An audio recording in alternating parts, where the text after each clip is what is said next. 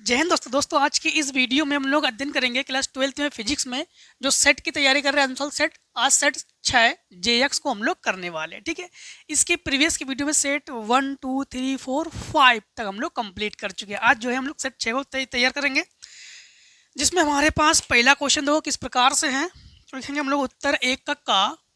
ठीक, तो लिखेंगे उत्तर एक का।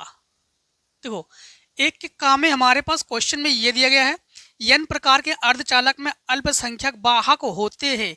देखो हमारे पास आपको पता है ना कि जो पीएन संधि डायोड है, कौन पी क्षेत्र और एन क्षेत्र है। अब आपको बता दे कि पीएन संधि डायोड में, ये जो पीएन संधि डायोड है ना, पी में कोटरों की संख्या बहुसंख्यक वाहक कोटर है और अल्पसंख्यक इलेक्ट्रॉन है, और एन क्षेत्र में बहुसंख्यक इलेक्ट्रॉन है, अल्पसंख्यक कोटर है। ठीक है, तो यहाँ पर इन्होंने ऑप्शन में क्या दिया गया, इलेक्ट्रॉन होल, इलेक्ट्रॉन तथा होल दोनों, इनमें से कोई नहीं। इन्होंने कहा है कि एन प्रकार के अर्धचालक में अल्पसंख्यक वाहक होते हैं, तो एन प्रकार के अर्धचालक में कोटरों की संख्या कम है, अर्थात हम लोग कहेंगे ऑप्शन नंबर जो बी है, ऑप्शन नंबर बी हमारा सही ऑप्शन है। तो बी को हम लोग होल या कोटर कहते हैं, इसे ही हम लोग क्या कहते हैं, होल या कोटर भी कहते हैं। ठीक, समझ गए। अब देखो आपके इसी में खा नंबर, तो लिखोगे उत्तर एक और खा।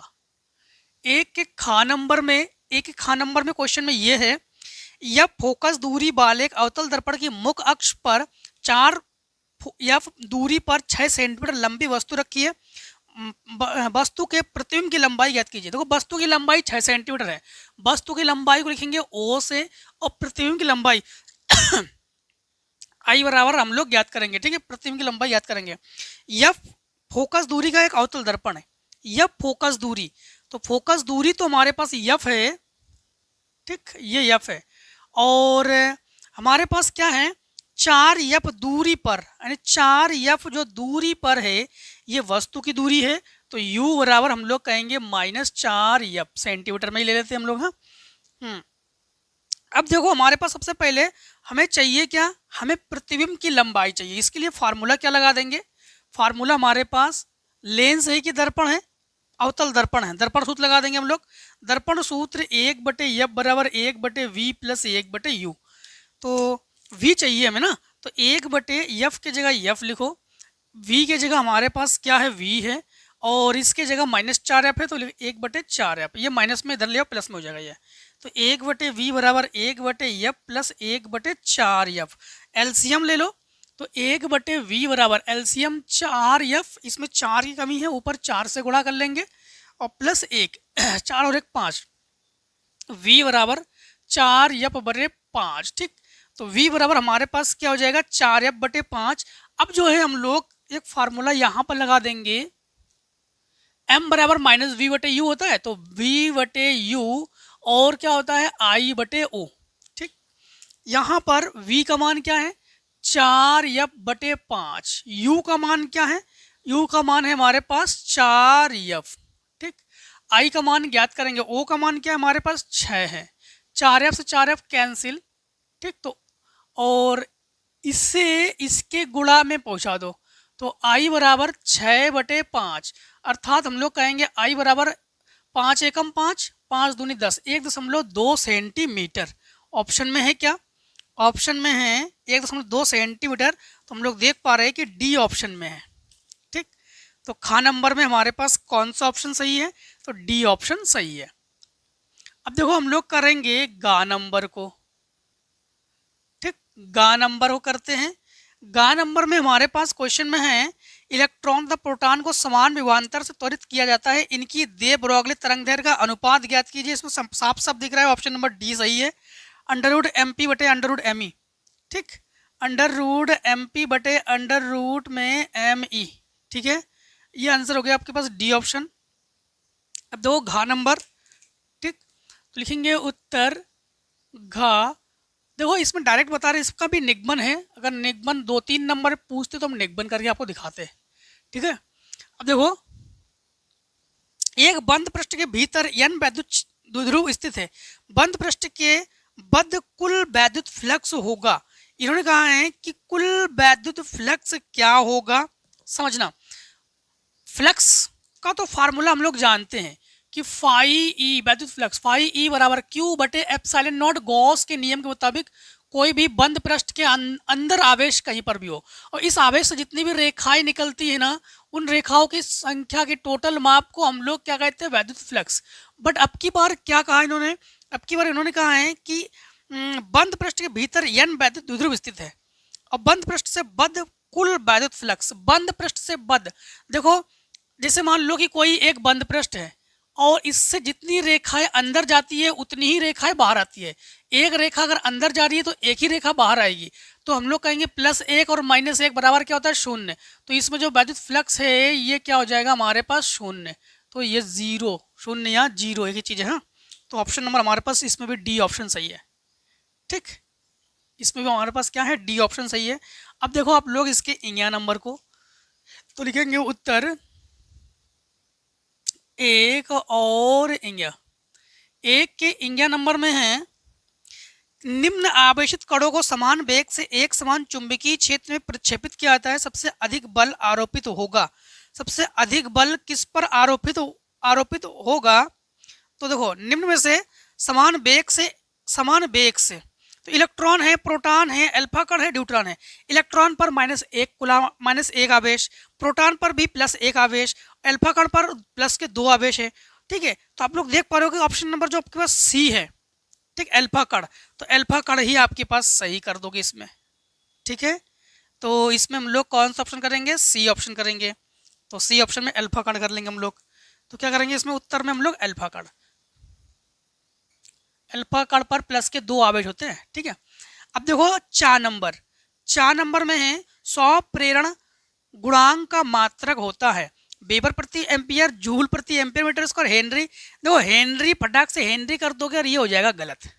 पता है क्यों, क्यों, देखो उत्तर एक अच्छा आपको बताते हैं, फटाक से हेनरी मत कर देना इसमें। ठीक, यहां पर सबसे पहले उन्होंने कहा है कि 100 प्रेरण गुणांक का मात्रक, 100 प्रेरण गुणांक का मात्रक, 100 प्रेरण जो है यल बराबर फार्मूला होता है n फाई बटे आई या डी फाई बटे डी आई। ठीक है, ये दोनों भी चीज कर सकते हैं हम लोग। अब n फाई बटे आई, फाई जो है तो फाई का मात्रक क्या हो गया, फाई का मात्रक हो गया है वेबर और आई का मात्रक एम्पियर। तो एक मात्रक तो वेबर प्रति एम्पियर, जो कि पहला ऑप्शन हमारे पास बिल्कुल सही है। पहला ऑप्शन है वेबर प्रति एम्पियर, जो कि बिल्कुल सही है।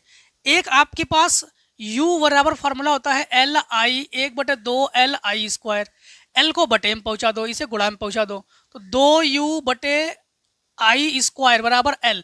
L 100 प्रेरण गुणांक है, ऊर्जा का मात्रक जूल और I ये एम्पियर स्क्वायर। तो एक मात्रक हमारे पास जूल प्रति एम्पियर स्क्वायर, एक वेबर प्रति एम्पियर और एक हेनरी होता है। तो हम लोग कहेंगे इसमें जो है उपरोक्त सभी है, उपरोक्त सभी है। ठीक,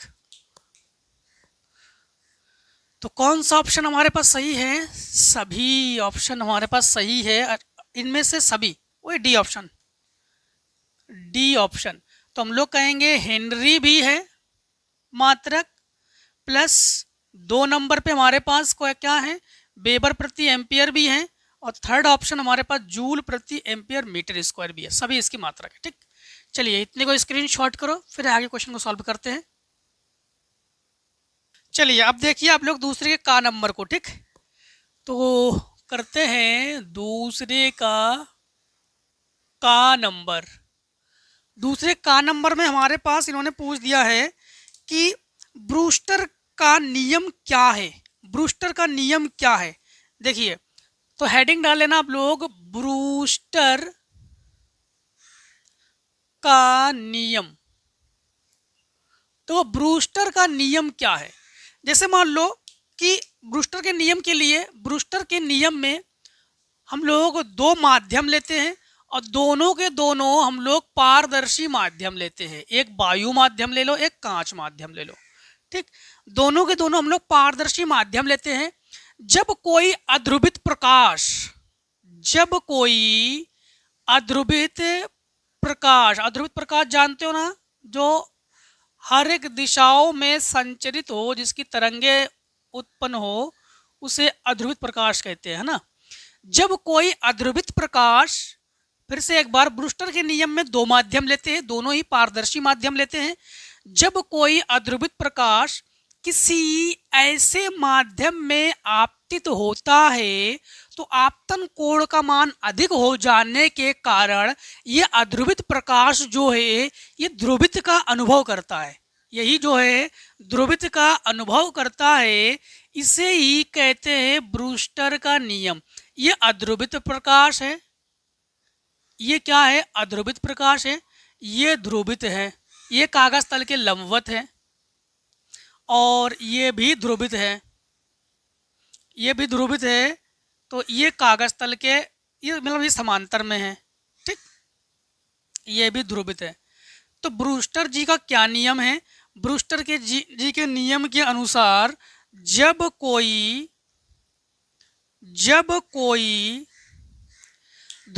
अध्रुवित प्रकाश किसी ऐसे माध्यम में आपतित होता है तो आपतन कोण का मान अधिक हो जाने के कारण यह ध्रुवित प्रकाश का अनुभव करता है, अधिकतम ध्रुवित प्रकाश का अनुभव कर लेता है और इसे ही कहते हैं अध्रुवित प्रकाश।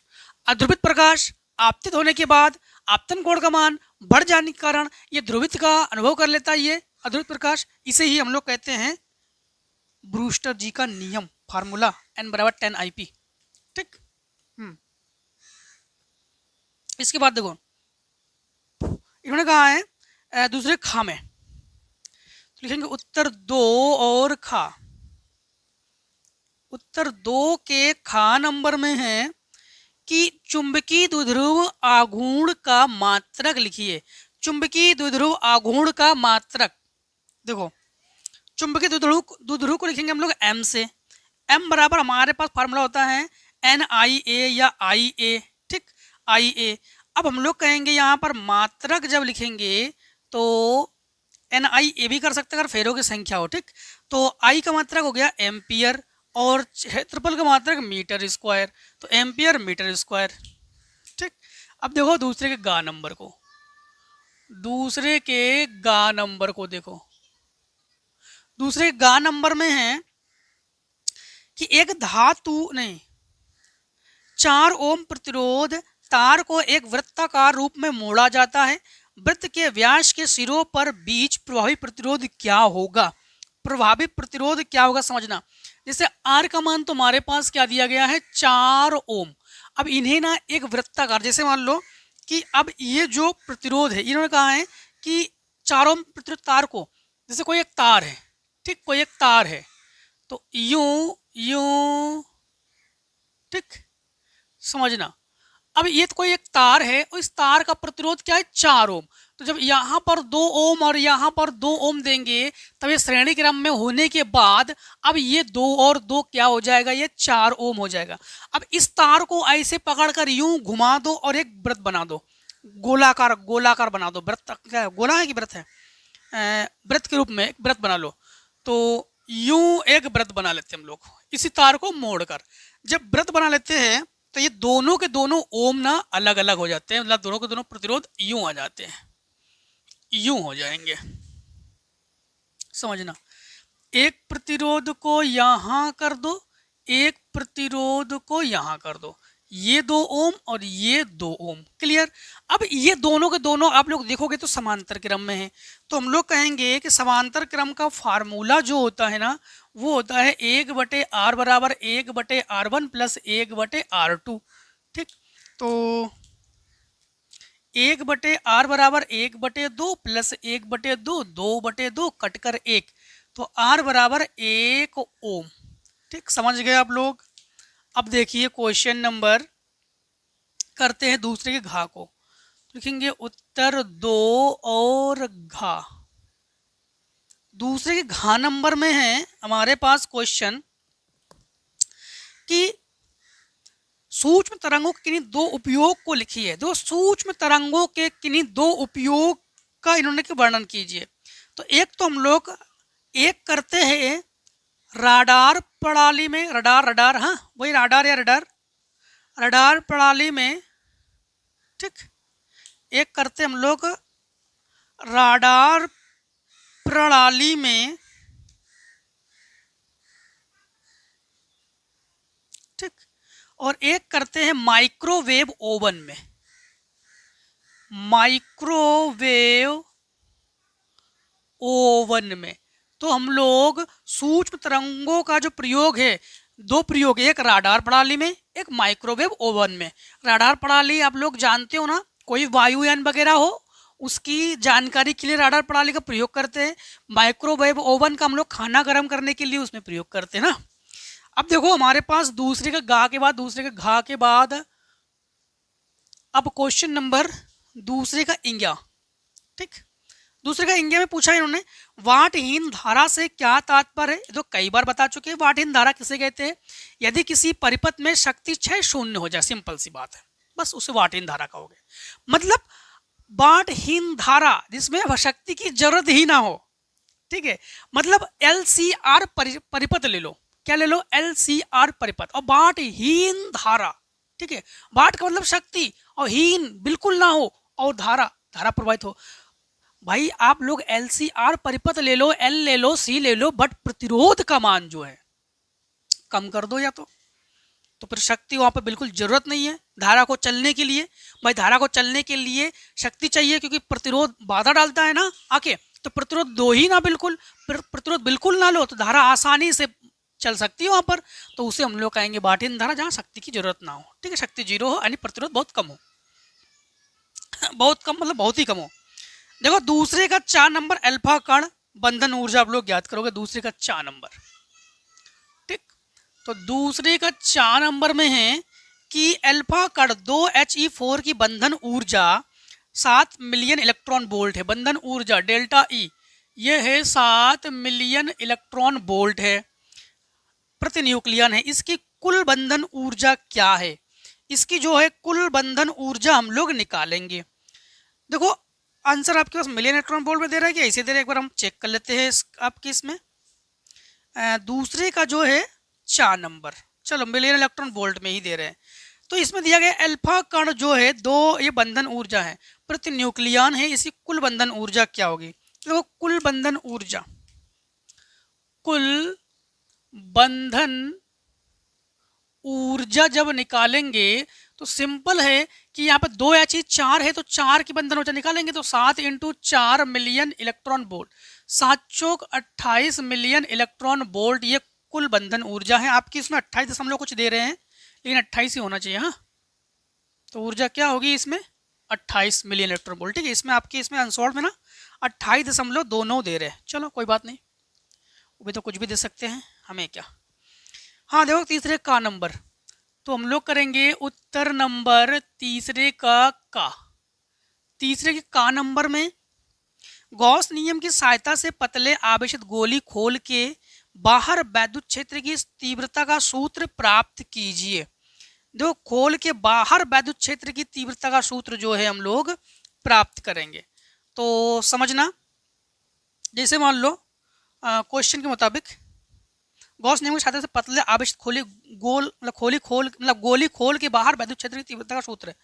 तो हम लोग कहेंगे वैद्युत क्षेत्र की तीव्रता का सूत्र हम डायरेक्टली लिख रहे हैं। ठीक है, वैद्युत क्षेत्र की तीव्रता कहाँ पर है? ये कोई भी गोलाकार पृष्ठ है, जैसे मान लो कि ये कोई एक गोलाकार पृष्ठ है और इसके चारों ओर आवेश एक समान रूप से वितरित है।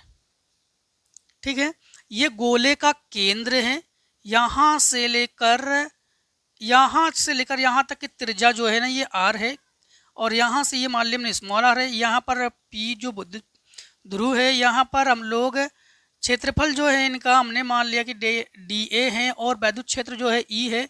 इस पर जो है हम लोग क्या ज्ञात करने वाले हैं? इस P पर जो है हम लोग वैद्युत क्षेत्र की तीव्रता जो है यही ज्ञात करने वाले हैं। केंद्र दे दो आप लोग O। ठीक, केंद्र क्या दे दिया हमने? O। अब यहाँ पर गॉस नियम के मुताबिक चलेंगे हम लोग। हाँ, तो गॉस नियम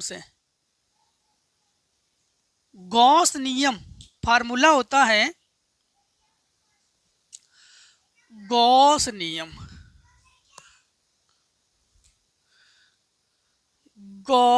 नियम। तो ये E vector dot D A vector या डी एस वेक्टर कुछ भी ले लो यहाँ पर। हाँ, बराबर ये होता है क्यू बटे एप्सिलॉन नॉट। ई को बाहर रख लो तो ई और ये इंटीग्रेशन डी ए वेक्टर यहाँ पर वन कर सकते हैं। हाँ, अब एक चीज़ समझना, बराबर क्यू बटे एप्सिलॉन नॉट। यहाँ पर आप लोग भली भांति जानते हो, नहीं जानते हो तब भी जान लो, जानते हो तो बहुत अच्छी बात है कि 1 dx का जो समाकलन है ये होता है यक्स। तो इसी प्रकार अगर हम लोग 1 dA का समाकलन करेंगे तो ये हो जाएगा हमारे पास ए। तो हम लोग जो है यहाँ पर ई बराबर ये लिखेंगे ए बराबर क्यू बटे एप्सिलॉन नॉट। ए जो है पृष्ठीय क्षेत्रफल है और पृष्ठीय क्षेत्रफल जो है ना ए जो है किसके बराबर है 4 पाई आर स्क्वायर। गोले का पृष्ठीय क्षेत्रफल क्या होता है 4 पाई आर स्क्वायर। तो E into 4 pi R square बराबर क्यू बटे एप्सिलॉन नॉट। ठीक, इसे जो है बटे में ले आओ तो ई बराबर हम लोग लिखेंगे 1/4 pi epsilon not, 1/4 pi epsilon not Q बटे आर स्क्वायर। इन्होंने क्या कहा है, इन्होंने कहा है कि बाहर वैद्युत क्षेत्र की तीव्रता का सूत्र प्राप्त किया। ठीक है, बस यही कर लो और कुछ जरूरत नहीं है इसमें निकालने की। ठीक, अब देखो आप लोग तीसरे के खा नंबर को, चलो इतने को स्क्रीनशॉट कर लो आप लोग।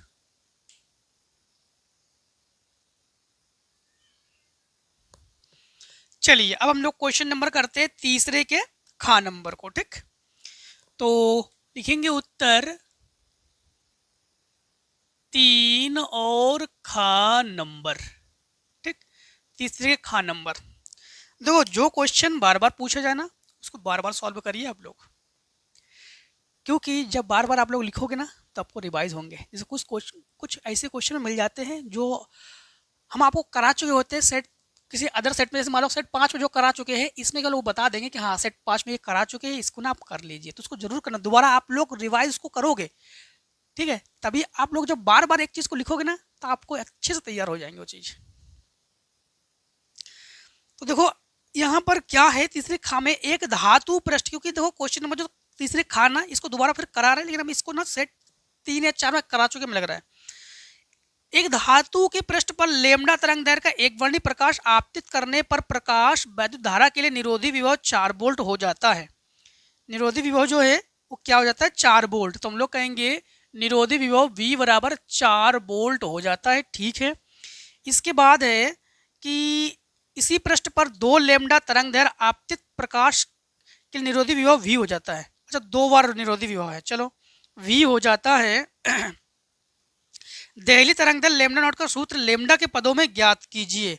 अच्छा लेमडा नॉट का सूत्र जो है हम लोग किसके पदों में ज्ञात करेंगे, लेमडा के पदों में ज्ञात करेंगे। फिर से एक बार, एक धातु पृष्ठ पर लेमडा तरंग दैर्घ्य एक वर्णी प्रकाश आपतित करने पर, तीसरे का खा नंबर है ना, तीसरे का खा नंबर कोई आंसर नहीं दिया गया, चलो घा नंबर का आंसर दिया गया है। तो यहाँ पर धातु के पृष्ठ पर लेमडा तरंग दैर्घ्य एक वर्णी प्रकाश आपतित करने पर, तो सबसे पहले हम लोग एक फार्मूला जानते हैं कि आइंस्टीन के समीकरण से, आइंस्टीन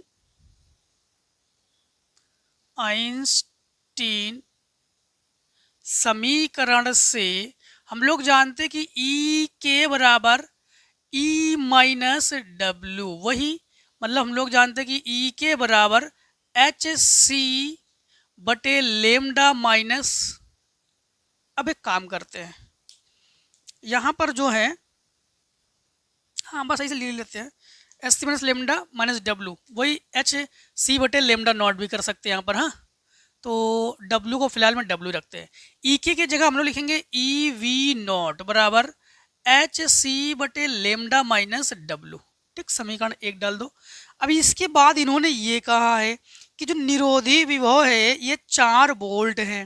ठीक, तो यहाँ पर जो V नॉट का जगह हम लोग क्या लेंगे 4 वोल्ट लेंगे। तो E इंटू 4 वोल्ट बराबर HC बटे लेमडा माइनस डब्ल्यू। तो ये हो जाएगा 4EV बराबर HC बटे लेमडा माइनस डब्ल्यू। इसे समीकरण 1 डाल दो, इसे हटा देते हैं यहाँ से। ठीक, इसे हटा देते हैं यहाँ पर। अब सेकेंड कंडीशन में इन्होंने ये दिया है कि इसी पृष्ठ पर 2 लेमडा तरंग दैर्घ्य के आपतित प्रकाश के लिए निरोधी विभव V हो जाता है। निरोधी विभव क्या हो जाता है, V हो जाता है। देहली तरंग दैर्घ्य लेमडा नॉट का सूत्र लेमडा के पदों में ज्ञात कीजिए। ठीक, लेमडा नॉट का सूत्र जो है लेमडा के पदों में ज्ञात कीजिए। अब देखो यहाँ पर थोड़ा आपको समझना पड़ेगा। यहाँ पर कंडीशन ये है, कंडीशन कर लेते हैं इसको फर्स्ट,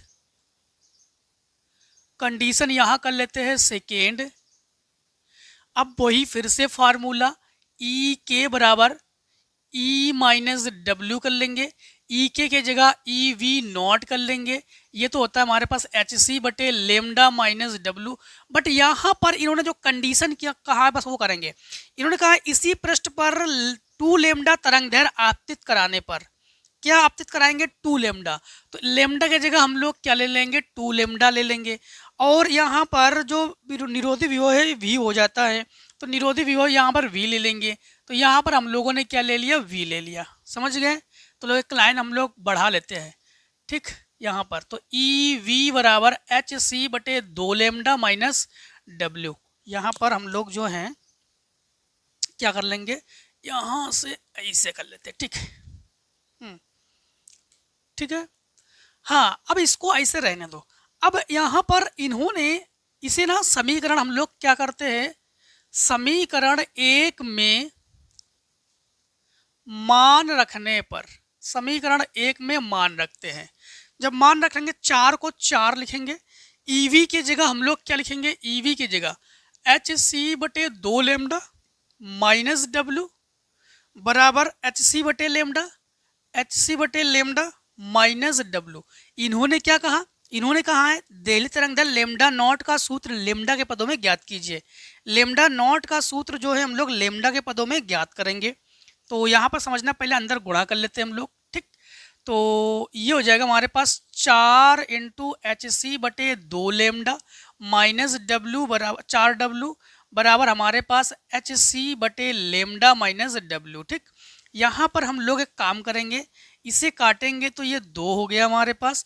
तो 2 एच सी बटे लेमडा माइनस एक काम करते इसे इधर लेते, इधर इधर ले आओ। तो एच सी बटे लेमडा माइनस, पहले एक काम करते पच्छा अंतर तो कर लेते हैं। हाथों को बहुत स्पीड है, नहीं जल्दी है, ज़्यादा जल्दी है। आपको नहीं बता रहे, हम हाथों को बता रहे, अपने हाथों को। हाँ आप लोग नहीं तो कहोगे सर देखो आप क्या कह रहे हो। हम देखो ये 2 एच सी बटे लेमडा और ये एच सी बटे लेमडा घटा लेंगे तो केवल हमारे पास बचेगा एच सी बटे लेमडा, ठीक। बराबर ये घटा लेंगे तो ये 3 डब्ल्यू हमारे पास। अब यहाँ पर हम लोग डब्ल्यू वाला फार्मूला यूज करेंगे, ठीक। डब्ल्यू को यहाँ से डब्ल्यू को हम लोग हटा दे रहे हैं। तो डब्ल्यू बराबर ये होता है एच सी बटे लेमडा नॉट, ठीक। एच सी बटे लेमडा नॉट, ये डब्ल्यू की जगह हम लोग यूज करेंगे। तो लिखेंगे 3 एच सी बटे लेमडा नॉट बराबर हमारे पास एच सी बटे लेमडा, ठीक। एच सी बटे लेमडा, एच सी से एच सी कैंसिल, तो इसे इसके गुणा में और इसे इसके गुणा में। तो लेमडा नॉट बराबर 3 लेमडा। तो ये हो गया लेमडा नॉट का मान लेमडा के पदों में, ठीक। इसके बाद देखो इसमें क्वेश्चन में है कि ठोसों में ऊर्जा बैंड के आधार पर, ये तो कई बार करा चुके हैं आप लोग, चालक अचालक और अर्धचालक। और देखो घा नंबर, तीसरे घा नंबर को देखो आप लोग, तो लिखेंगे उत्तर 3 और घा। तीसरे घा नंबर में है n बराबर 4 ऊर्जा स्तर तक, ठीक। n बराबर क्या है 4। निम्न ऊर्जा अवस्था में स्थित हाइड्रोजन परमाणु में एक फोटोन को अवशोषित करता है, जिसे इसे n बराबर 4 के ऊर्जा स्तर तक उत्तेजित कर देता है। फोटोन की आवृत्ति की गणना कीजिए। फोटोन की जो आवृत्ति है उसकी गणना कीजिए, यानी न्यू बराबर क्वेश्चन मार्क या एफ बराबर क्वेश्चन मार्क, ठीक है। सबसे पहली बात तो है फार्मूला क्या होता है, न्यू बराबर फार्मूला होता है डेल्टा ई यानी एनर्जी बटे एच, जहां प्लांक नियतांक है ये। अब हमारे पास इन्होंने कहा है कि n बराबर 4 के लिए फोटोन की आवृत्ति की हम लोग क्या करेंगे, गणना करेंगे, ठीक। हाँ तो सबसे पहली बात तो है हम लोग एक काम करते हैं, हमारे पास ई डेल्टा ई निकालते हैं। तो ई बराबर फार्मूला होता है ई एन बराबर -13.6 बटे एन स्क्वायर। अब हम लोग 1 से 4 तक ज्ञात करेंगे। तो यहाँ पर E1 ज्ञात कर लेंगे, E1 बराबर -13.6 बटे एन का मान 1 का वर्ग। तो E1 का मान हमारे पास -13.6, ये इलेक्ट्रॉन वोल्ट में आ जाएगा, ठीक। अब E2 ज्ञात करेंगे 4 के लिए, मतलब E4 ज्ञात करेंगे, तो -13.6/4 का वर्ग, तो E4 बराबर -13.4/16। तो E4 का जो मान है ये भाग करेंगे हम लोग, तो लगभग हमारे पास क्या आ जाएगा, ठीक, देखो भाग जब करेंगे हम लोग, ये आ जाएगा 13.6 भाग 16, 0.85, तो 0.85। अब डेल्टा ई निकालेंगे, E4 माइनस E1 करके, तो डेल्टा ई बराबर E4 का मान -0.85 और ये माइनस माइनस प्लस हो जाएगा, ये -13.6 घटा लो, तो डेल्टा ई बराबर, ये मान लो इसके 0 है, तो 10 से 5, 6 से यहाँ से लो 16, 16 से 8, यहाँ 12, तो 12.85 इलेक्ट्रॉन वोल्ट। अब हम लोग न्यू बराबर डेल्टा ई की जगह लिखेंगे 12.85 बटे एच की जगह 6.6 इंटू 10 की घात -34। ठीक, अब यहाँ पर फिर से एक बार हम लोग भाग कर लेते हैं, ठीक है, समझना। यहाँ पर लिखेंगे हम लोग 12.85 भाग करेंगे 6.6, 1.9 कुछ आ रहा है हमारे पास, तो एक बार चेक कर लेते क्या दे रहा है आपकी इसमें आंसर। चौथे का तीसरे का घात नंबर है ना, तीसरे घात 3.07 करके दे रहा है, ठीक है। देखो यहाँ पर हम लोग इसे तो चेंज कर लो, 1.6 इंटू 10 की घात -19, फिर इसमें 1.6 का और गुणा भी कर लेते हैं जो हमारे पास आया है, तो इंटू 1.6 3.08 यानी 0.77, हाँ, तो ये लगभग भाग करने के बाद आ जाएगा 3.077 10 की घात, क्या दे रहे हैं आपकी इसमें, ठीक, 10 की घात 15 हर्ट्ज, 10 की घात 15 और हर्ट्ज।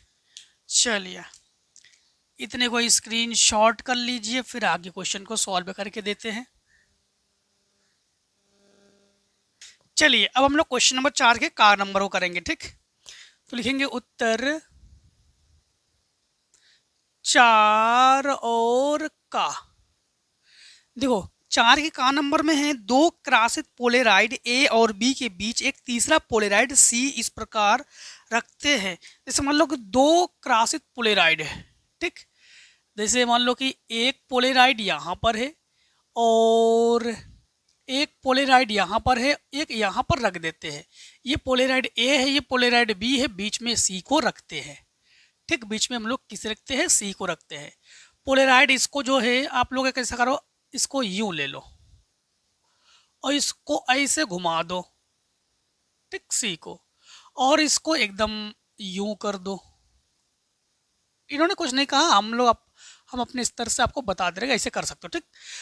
दो पोलेराइड के बीच में एक तीसरा पोलेराइड हम लोगों ने सी को रखा है, हाँ, इस प्रकार रखते हैं कि उसका ध्रुवण अक्ष पोलेराइड ए की ध्रुवण अक्ष से थीटा कोण बनाए, हाँ, ए से थीटा कोण बनाए, मतलब इनके बीच देखो ये ए इस प्रकार से है और ये बी इस प्रकार से है, ठीक, ये हमारे पास ए है, ये बी है, और सी देखो यूं जो है क्या बना रहा है, थीटा कोण बना रहा है, ठीक, सी जो है क्या कर रहा है, थीटा कोण बना ले, ठीक है। तो यदि पोलेराइड ए से निर्गत प्रकाश की तीव्रता आई नॉट है, इससे जो निर्गत प्रकाश की तीव्रता है वो आई नॉट है, और बी से निर्गत प्रकाश की तीव्रता ज्ञात कीजिए, बी से निर्गत प्रकाश की तीव्रता हम लोग ज्ञात करेंगे, इससे हम लोग जो है ज्ञात करेंगे, ठीक है। और इसके बाद है कि किस कोण थीटा के लिए निर्गत प्रकाश की तीव्रता अधिकतम होगी। अच्छा यहाँ पे देखना कि इसको 90 अंश घुमा रहे, तो ये कोण 90 माइनस थीटा कर लेना, ठीक है। अब देखो हम लोग यहाँ पर मेलस सूत्र का प्रयोग करेंगे, मेलस सूत्र जो है मेलस का नियम, वही हम लोग तीव्रता के नियम लगा देंगे कि I बराबर आई नॉट कॉस स्क्वायर थीटा, है ना। आई बराबर हम लोग क्या करेंगे, आई नॉट कॉस स्क्वायर थीटा। ये जो आई नॉट है ना, ये किसके तीव्रता के बराबर है, आई ए के तीव्रता के बराबर है। तो आई नॉट की जगह आप लोग चाहो तो आई ए लिख सकते हो। तो आई बराबर आई ए या करके कर लो, आई ए कॉस स्क्वायर थीटा या फाई, समीकरण हम लोगों ने डाल दिया एक। ठीक, समझ गए ना आप लोग। अब इसको ना हम लोग आई सी कर ले रहे हैं, ये इसके लिए है, आई सी है, ठीक, ये सी है। अब देखो हम लोगों ने क्या किया कि अब हम लोग जो है बी के लिए, ये ए और ये बी, तो हम लोग एक काम करते हैं, बी के लिए ज्ञात करते हैं। तो हम लोग यहाँ पर आई बी बराबर हम लोग फार्मूला लगा देंगे, आई बी बराबर आई सी कॉस स्क्वायर। अब की बार 90 अंश घुमा दे रहे हैं ना हम लोग, तो 90 माइनस थीटा कर लेंगे। तो आई बी को आई बी लिखो, ये है बी पर चुंबकीय क्षेत्र की तीव्रता, कॉस स्क्वायर 90 माइनस थीटा, ये हो जाएगा साइन स्क्वायर थीटा। और आई सी की जगह आई ए कॉस स्क्वायर थीटा रख सकते हैं। तो आई ए कॉस स्क्वायर थीटा और ये हो जाएगा साइन स्क्वायर थीटा। एक काम करो, 4 से गुणा व भाग करो, 4 से गुणा व भाग करने पर तो आई बी बराबर ये आई ए भाग कर रहे 4 से, गुणा कर रहे 4 से, 4 साइन स्क्वायर थीटा और कॉस स्क्वायर थीटा। 4 से गुणा भाग इसलिए कर रहे हैं, आई बी बराबर आई ए बटे 4। यहाँ पर लिखेंगे हम लोग 2 साइन थीटा और कॉस थीटा का होल स्क्वायर, बस। अब यहाँ पर देखो 2 का वर्ग 4 और sine square theta cos square theta, यहाँ पर ना एक फार्मूला यूज करने वाले हम लोग। वो फार्मूला है कि 2 साइन थीटा और कॉस थीटा ये साइन 2 थीटा के बराबर है। तो आई बी बराबर आई ए आई नॉट के बराबर है, ध्यान रखना, आई ए बटे 4 और ये साइन स्क्वायर 2 थीटा क्या हो जाएगा हमारे पास, साइन स्क्वायर 2 थीटा। अब एक चीज समझना कि यहाँ पर इन्होंने क्या कहा था, इन्होंने कहा है हमसे कि किस एक तो ये रख लो आंसर में, ठीक। अभी आगे और करेंगे। अभी इन्होंने ये कहा है कि आई ए, एक काम करते हैं थोड़ा सा समझना, ए की जगह नॉट लगा देते हैं, आई बी बराबर आई नॉट, अभी बता रहा आपको, आई ए आई नॉट के बराबर है साइन स्क्वायर 2 थीटा। ये भी एक आपको उसमें आंसर दे सकते हैं। अब क्वेश्चन के मतलब थोड़ा और करेंगे। हाँ, क्वेश्चन में क्या है, क्वेश्चन में है कि बी से निर्गत ध्रुवित प्रकाश हम लोगों ने ज्ञात कर लिए है, किस थीटा के लिए निर्गत प्रकाश की तीव्रता अधिकतम होगी, किस थीटा के लिए प्रकाश की तीव्रता अधिकतम होगी। इन्होंने ये कहा है कि थीटा का मान भी यहाँ पर ज्ञात करके हमें दे दो। हम लोग जो है क्या ज्ञात करके देंगे, थीटा का मान भी हम जो है इन्हें ज्ञात करके दे देंगे। अब देखो यहाँ पर अगर हम लोग थोड़ा समझना, हम लोग जानते हैं कि अगर थीटा का मान हम लोग जो है 45 लेते हैं, थीटा का मान हम लोग क्या लेते हैं, 45 लेते हैं। 45 इसलिए ले रहे हैं क्योंकि यहाँ पर साइन 90 हो जाएगा, साइन 90 का मान होता है 1। तो हमारे पास आई बी बराबर ये हो जाएगा आई नॉट बटे 4 इंटू 1 अर्थात आई नॉट बटे 4, ठीक। तो ये हो जाएगा आई बी का मान हमारे पास, थीटा का मान क्या है 45, उस समय ये हो जाएगा आई नॉट बटे 4। हाँ तो ठीक है, तो थीटा का मान हम लोग क्या ले लेंगे 45, और अगर 90 लेंगे तो 180 हो जाएगा, इसलिए थीटा का मान हम लोग क्या ले रहे हैं 45 ले रहे हैं। और उस कंडीशन में हमारे पास क्या हो जाएगा आई नॉट बटे 4, ठीक। अब बीच में 45 ले लेंगे हम लोग। अब देखो 4 का है ना, अब देखो हम लोग करेंगे 4 के खा को। चल कुंडली धारामापी का सिद्धांत क्या है, 4 का खा, तो लिखेंगे उत्तर 4 और खा। क्वेश्चन में है चल कुंडली धारामापी का सिद्धांत क्या है, ठीक, यही कहा इन्होंने। और ये भी कहा है इसी में कि इसका स्वच्छ नामांकित चित्र बनाइए, धारामापी की सुग्राह्यता कैसे बढ़ाई जा सकती है। हमें लगता है ये हम पीछे के सेट में बता भी चुके हैं। देखो चल कुंडली धारामापी का सिद्धांत क्या है, चल कुंडली धारा मापी का सिद्धांत, चल कुंडली धारामापी का सिद्धांत क्या है, ध्यान रखना। इन्होंने कहा चल कुंडली धारामापी और इसमें एक चित्र भी बना के बताइए। ध्यान रखना कि जब हम लोग जैसे ये कोई चल कुंडली धारामापी में हम लोग क्या करते हैं कि दो हम लोग चुंबकीय क्षेत्र लेते हैं, एक एन ध्रुव, एक चुंबकीय क्षेत्र लेते हैं हम लोग ना, फिर समझना, हम लोग चुंबकीय क्षेत्र के दो ध्रुव लेते हैं, एक एन और एक एस। तो दो क्षेत्र चुंबक लेते हैं, प्रबल क्षेत्र चुंबक लेते हैं।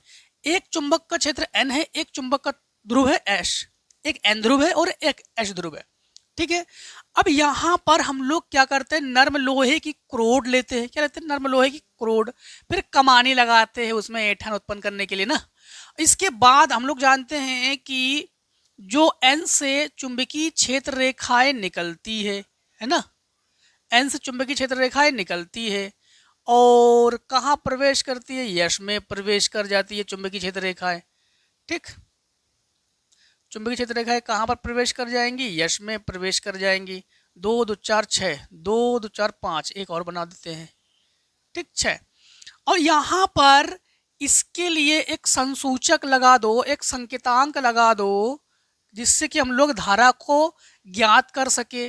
तो इसके लिए हम लोग एक संसूचक यानी संकेतांक लगा देंगे, जिससे कि हम लोग धारा को ज्ञात कर सकते हैं कि कितनी मिली एम्पियर में है, कि एम्पियर में धारा प्रवाहित हो रही है। इसके लिए ये तो संकेतांक है। हाँ, ये क्या है, संकेतांक है, जिससे हम लोग संकेत से पता लगाते हैं कि कितनी धारा इसमें प्रवाहित हो रही है। और ये तो हमारे पास है पैमाना। ये क्या है, पैमाना है, जिससे हम लोग मीटर लिखे होते हुए याद करेंगे। ये हमारे पास कुंडली है, ये हमारे पास कुंडली है। ये चुंबक के दो ध्रुव है, एन ध्रुव है, ठीक, एन ध्रुव है, और ये एस ध्रुव है, ठीक है। और ये उत्पन्न ऐंठन है, ठीक, ये ऐंठन है। और ये क्रोड है, नर्म लोहे की क्रोड है। बस। अब इसी में इन्होंने ये कहा है, इसी में इन्होंने ये कहा है कि इसके सिद्धांत को बताओ। तो देखो, जब कुंडली में आई धारा प्रवाहित की जाती है, तब कुंडली में बल आघूर्ण जानते हो ना किसे कहते हैं भाई। देखो, एक कमानी लगा के रखा हमने, कमानी का काम होता है बल आघूर्ण उत्पन्न करना, इसमें ऐंठन उत्पन्न करना। जब भी कोई वस्तु अपने अक्ष के परितः गोल गोल घूमती है तो बल आघूर्ण लगता है, और बल आघूर्ण को लिखते हैं टाउ से। टाउ बराबर जो फेरों की संख्या, जितने फेरों की संख्या है, ठीक, इस प्रकार से कमानी लगा दो इसमें, यूं यूं, ठीक, यूं ऐसे कमानी लगा दो ऐसे। हाँ, तो इसमें जो भी ऐंठन होगा, मतलब जो भी बल आघूर्ण को हम लिखेंगे टाउ बराबर एन आई ए बी, और थीटा का मान ले लो साइन थीटा, ठीक। 90 अंश पर हम लोग थीटा का मान अगर 90 अंश ले लोगे अधिकतम मान के लिए, टाउ मैक्सिमम, हमारे पास क्या आ जाएगा, फिर ये हो जाएगा N I A B. Sine 90 का मान क्या होता है, 1, ठीक, साइन 90 का मान होता है 1। अब इन्होंने ये भी कहा है इसमें, इसकी धारा सुग्राहिता, इसकी धारा सुग्राहिता को कैसे बढ़ाई जा सकती है। जो धारा सुग्राहिता बढ़ाने के लिए हम लोग फार्मूला जानते हैं। धारा सुग्राहिता के लिए, धारा सुग्राहिता फाई बटे आई, कैपिटल लिखो इसमें, कोई बात नहीं, फाई बटे आई बराबर एन बी ए बटे के। एन क्या है, फेरों की संख्या, बी चुंबकीय क्षेत्र, ए क्षेत्रफल, और ये कमानी में ऐंठन है, ठीक। ये धारा सुग्राहिता। हमने कहा था कि कोई भी चीज अगर बराबर में होना तो जो कुछ यहाँ करोगे वही यहाँ पर होगा, और इसमें विपरीत हो जाएगा। तो धारा सुग्राहिता कैसे बढ़ा सकते हो, फेरों की संख्या बढ़ाकर धारा सुग्राहिता बढ़ाई जा सकती है।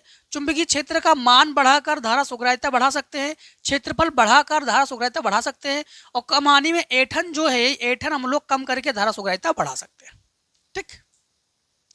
अब देखो, हम लोग क्वेश्चन नंबर करते हैं आगे 4 के गा नंबर को। चलो, इतने को अपने स्क्रीन शॉट कर लो आप लोग। चलिए 4 के गा नंबर को करते हम लोग। हाँ, तो लिखेंगे 4 के गा नंबर को, उत्तर 4 और गा।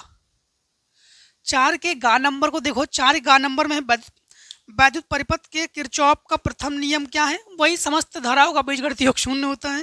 और इस नियम की सहायता से वो इसके बीच एक परिपथ हमारे पास है। देखो परिपथ, एक परिपथ है यूं और यूं, ठीक। हाँ, अब देखो इस परिपथ में क्या क्या है।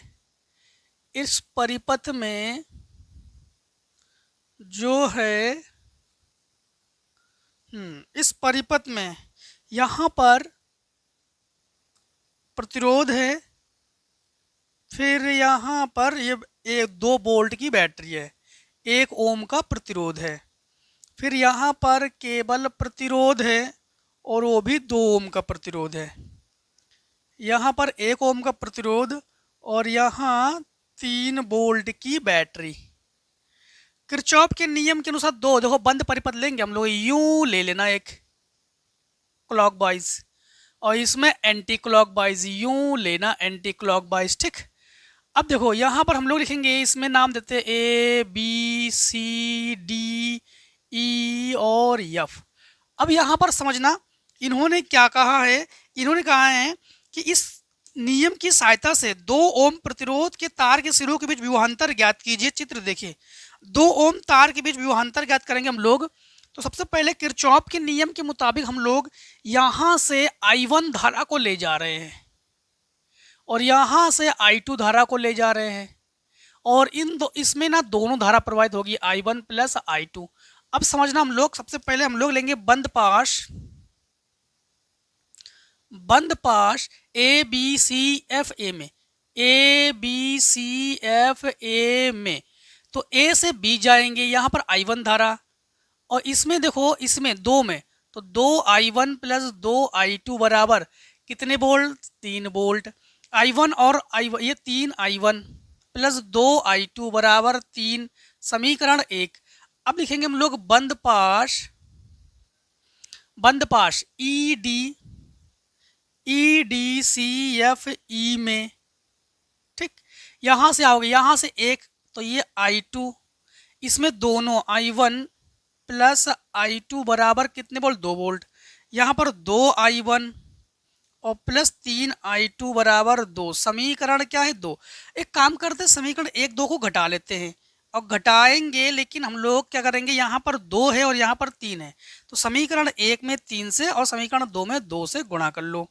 जब गुणा कर लेंगे, इसमें कर रहे 3 से गुणा, 9I1, तो ये 9I1, 3 दूनी 6I2, और फिर बराबर 3 3 का 9, 2 दूनी 4I1, 2 तिया 6I2, 2 दूनी 4, माइनस माइनस माइनस, ये कैंसिल, ये घटा लेंगे 5I1 और ये घटा लेंगे 5, 5 एकम 5, तो I1 बराबर 1 एम्पियर। ये आंसर नहीं है। अब I1 का मान समीकरण चाहे 1 में रख लो और चाहे 2 में रख लो, कोई दिक्कत नहीं, किसी में भी रख सकते हो, कोई फाउंडेशन नहीं है यहाँ पर। 3 इंटू I1 का मान है 1 प्लस 2I2 बराबर 3, 3 एकम 3, तो 2I2 बराबर 3 माइनस 3 कटकर 0, तो I2 जो है ये 0 एम्पियर की इसमें धारा प्रवाहित हो रही है।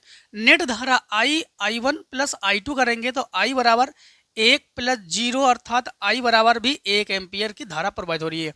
अब क्वेश्चन में जो है बस वही करेंगे हम लोग। क्वेश्चन में इन्होंने कहा है कि 2 ओम प्रतिरोध के सिरों पर विभवांतर ज्ञात कीजिए। विभवांतर V बराबर फार्मूला क्या होता है? V बराबर फार्मूला होता है I इंटू R, ठीक। और I का मान हमारे पास है 1 और R का मान है 2, तो V बराबर 2 वोल्ट, ठीक। V बराबर हमारे पास आंसर हो जाएगा 2 वोल्ट। अब देखो क्वेश्चन नंबर गा के बाद घा नंबर में है 4 का घा, तो लिखेंगे उत्तर संख्या 4 और घा। देखिए 4 के घा नंबर में हमारे पास है 1000 फेरों की एक समतल कुंडली, 1000 फेरों की समतल कुंडली है। तो फेरों की संख्या हम लोग लिखेंगे n से, जो कि है 1000। ठीक है, कुंडली का क्षेत्रफल 500 वर्ग सेंटीमीटर है, तो क्षेत्रफल को लिखेंगे a से। a बराबर 500 इंटू 10 की घात -4 कर लेंगे, मीटर स्क्वायर कर लेंगे सेंटीमीटर से। ठीक, यह है 4 इंटू 10 की घात -4 वेबर प्रति मीटर स्क्वायर के समरूप चुंबकीय क्षेत्र। तो B का मान है ये, तो B बराबर 4 इंटू 10 की घात -4 वेबर पर मीटर स्क्वायर चुंबकीय क्षेत्र। 0.1 second, 0.1 second, delta T 0.1 second है। ठीक है, में 180 अंश कोण घुमाया जाता है। कुंडली में औसत प्रेरित विद्युत वाहक बल की गणना कीजिए। औसत प्रेरित विद्युत वाहक बल की हम लोग गणना करेंगे, यानी E बराबर क्वेश्चन मार्क। ठीक, E बराबर क्वेश्चन मार्क। अब 180 अंश जब भी घुमाते हैं, हमने हमेशा आपसे कहा है कि उस समय देखो विद्युत वाहक बल का फार्मूला क्या होता है, E बराबर NBA। ठीक, NBA T है तो इंटू बटे में डेल्टा टी। किंतु यहाँ पर जब 180 अंश पे घुमाया जाता है, निगमन कराया था हमने, तो यहाँ पर क्या आता है, 2 आता है ना। कुछ छूटा हमसे, सब कुछ है ना, 500 वगैरह है। ठीक है, सब कुछ हमारे पास है। यहाँ पर E बराबर E एवरेज में है 2 इंटू N का मान हमारे पास है 1000, B का मान हमारे पास है 4 इंटू 10 की घात -4, A का मान है हमारे पास 500 इंटू 10 की घात -4 बटे 0.1। एक बार चेक कर लेते, दोनों की घात बराबर है ना, -4 और अच्छा वो तो हमने बना लिया। ठीक है, अब यहाँ पर दशमलव हटाओ और 0 कहीं बढ़ा दो, लो ये 0 बढ़ा दिया हमने। अब यहाँ पर एवरेज में 2 8 5 40। ठीक, 2 8 5 40, 1 0 2 0, चलो 40 रखो, इंटू 10 की घात 1 2 3 ये। ठीक, फिर ये -4, फिर ये +2, ये +2, फिर -4, फिर +1। ठीक, तो लिखेंगे हम लोग 4 इंटू 10 की घात, ये 3 2 5 और 1 6 और ये 8 -2 घात हो जाएगी। 40 को 40 लिखो यहाँ पर। ठीक है, आपके इसमें आंसर दे रहे हैं क्या, एक बार चेक कर ले हम। 4 का घा 0.04 वोल्ट। ठीक है, बिल्कुल सही आंसर। इसे जब नीचे ले आएंगे ना, तो ई एवरेज जो लिखेंगे हम लोग 40 बटे ये 100 कर देंगे, 1 0 ये कैंसिल, 1 0 यहाँ। ठीक, एक अंक के बाद दशमलव, कहीं 10 की घात वगैरह गड़बड़ है क्या, 1 2 3 0 0.04 दे रही है। ठीक, चलो आप लोग चेक करना एक बार, 0.04 या 0.04 वोल्ट क्या है, ये चेक कर लेना जरा। हम अभी चेक करके दे रहे, फिर से दे रहे आपको, चेक कर दे रहे। ये 4 4 8, 8 से 1 घटा देंगे, -7 से 2 घटा देंगे, -5, -5 से 3 घटा देंगे, तो ये 100 है कि 1000 है, 1000 है, तो फिर 0.4 ही आएगा। ठीक, हम लोग 0.4 करे दे रहे। बाकी आप लोग एक बार चेक कर लेना, आप लोग चेक करके कमेंट ना करना आप लोग। ठीक, चेक करके जो करेक्शन हो तो आप लोग कर लेना। ठीक है, वैसे यही आना चाहिए। अब देखो 4 के घा के बाद उत्तर संख्या हम लोग करेंगे क्या है, 4 का इंगिया नंबर। चलो 4 का इंगिया नंबर, 4 के इंगिया नंबर क्या है, 4 के इंगिया नंबर में है विस्थापन धारा से क्या अभिप्राय है, ये भी आपको पढ़ा चुके हैं ना। विस्थापन धारा किसे कहते हैं, परिवर्ती वैद्युत क्षेत्र से उत्पन्न धारा को विस्थापन धारा कहते हैं। अगर हम लोग विद्युत क्षेत्र में हम लोग परिवर्तन करेंगे, ठीक है, तो विद्युत क्षेत्र में परिवर्तन करेंगे तो परिवर्ती वैद्युत क्षेत्र से उत्पन्न धारा को विस्थापन धारा कहते हैं, मैक्सवेल के नियम में है। और यह इसमें एक वैद्युत चुंबकीय तरंग के वैद्युत क्षेत्र का आयाम ई नॉट बराबर 120, तो ई नॉट बराबर 120 न्यूटन प्रति कूलाम। ठीक, और आवृत्ति 50 मेगा हर्टज है, आवृत्ति जो है 50 मेगा हर्टज है। ठीक है, तो ज्ञात कीजिए नंबर 1 चुंबकीय क्षेत्र का आयाम यानी बी नॉट। बी नॉट ज्ञात करोगे। नंबर 2 ज्ञात करोगे लेमडा, तरंग दैर्घ्य लेमडा ज्ञात करेंगे। इसके सवाल भी हमें लग रहा है हम लगवा चुके हैं आपको, ठीक। अब देखो यहाँ पर सबसे पहली बात तो है हम लोग यहाँ पर क्या लगा देंगे, बी नॉट के लिए फार्मूला क्या लगा देंगे, तो बी नॉट के लिए फार्मूला लगा देंगे सी बराबर ई नॉट बटे बी नॉट, अदला बदली कर लो, तो बी नॉट बराबर ई नॉट बटे सी, तो बी नॉट बराबर ई नॉट का मान है 120, सी का मान निश्चित है 3 इंटू 10 की घात 8, काटो तो 3 चौको 12 40, तो एक जीरो कम कर लेना 30 से, तो 4 इंटू 10 की घात -7, तो b बराबर 4 इंटू 10 की घात -7 टेस्ला। अब हम लोग अब जो है एक बार इसे चेक कर लेते हैं, आंसर है क्या इसमें, आंसर नहीं है, हाँ 4 इंटू 10 की घात -60, ठीक है। अब दोस्तों हम लोग लेमडा ज्ञात करते हैं, ठीक, लेमडा ज्ञात करते हैं। लेमडा बराबर फार्मूला लगा देंगे सी बटे न्यू, सी का मान निश्चित है 3 इंटू 10 की घात 8, और ये 50 मेगा हर्टज है, 50 इंटू मेगा को चेंज कर लिया हम लोगों ने, ठीक है। अब लेमडा बराबर चलो भाग कर लो इसमें, तो 0.30 हो गई है, ठीक, फिर भागना खाई 0, फिर 300, 5 छका 3 6 इंटू 10 की घात, ये कम कर लेंगे 5, दशमलव हटा के 2 जीरो, ये कम कर लेंगे तो 3, तो लेमडा बराबर 6 इंटू 10 की घात +3 मीटर, ठीक।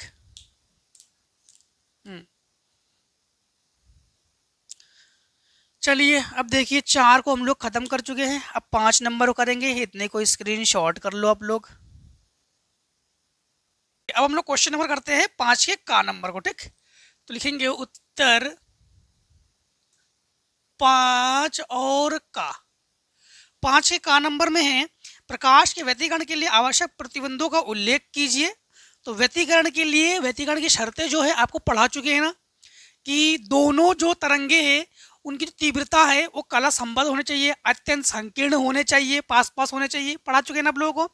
इसके बाद यंग के द्विध्रुवीय प्रयोग में लेमडा का एक वर्णी प्रकाश का उपयोग करने पर पर्दे के एक बिंदु पर जहां पथांतर लेमडा है, प्रकाश की तीव्रता आई है, उस बिंदु की प्रकाश की तीव्रता ज्ञात की जहां पथांतर लेमडा बटे 4 है। इसके भी क्वेश्चन आपको करा चुके थे पीछे के सेट में, लेकिन उसमें कुछ अलग है। देखो यहाँ पर क्या है हमारे पास समझना कि लेमडा एक वर्णी प्रकाश में जहां पथांतर लेमडा है और प्रकाश की तीव्रता हमारे पास आई है, तो पथांतर, तो शुरुआत में जो पथांतर है वो हमारे पास लेमडा है और तीव्रता जो है हमारे पास आई है, फिर दोबारा जो पथांतर है वो लेमडा/4 है, और फिर तीव्रता जो है हम लोग सेकेंड टाइम में निकालेंगे, यही तो कारण है, दोबारा की जो तीव्रता है ये आपको निकाल के दिखाओ।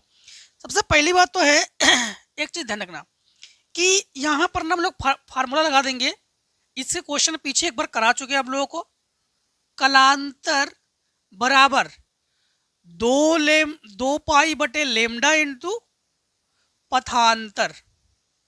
कलांतर को लिखेंगे हम लोग डेल्टा φ1 या φ1 से लिख रहे हैं, ठीक, डेल्टा φ1 कर दो बराबर 2 पाई बटे लेमडा इंटू पथांतर, हमारे पास क्या है शुरुआत में लेमडा, लेमडा से लेमडा कैंसिल, डेल्टा φ1 बराबर हमारे पास 2 पाई, दोबारा फिर हम लोग लगा देंगे अब φ2 में, डेल्टा φ2 जब लगा देंगे वही 2 पाई बटे लेमडा इंटू पथांतर लेमडा बटे 4 है, तो लेमडा बटे 4, लेमडा से लेमडा कैंसिल, ये पाई बटे 2, तो हमारे पास डेल्टा φ2 बराबर ये पाई बटे 2, ठीक।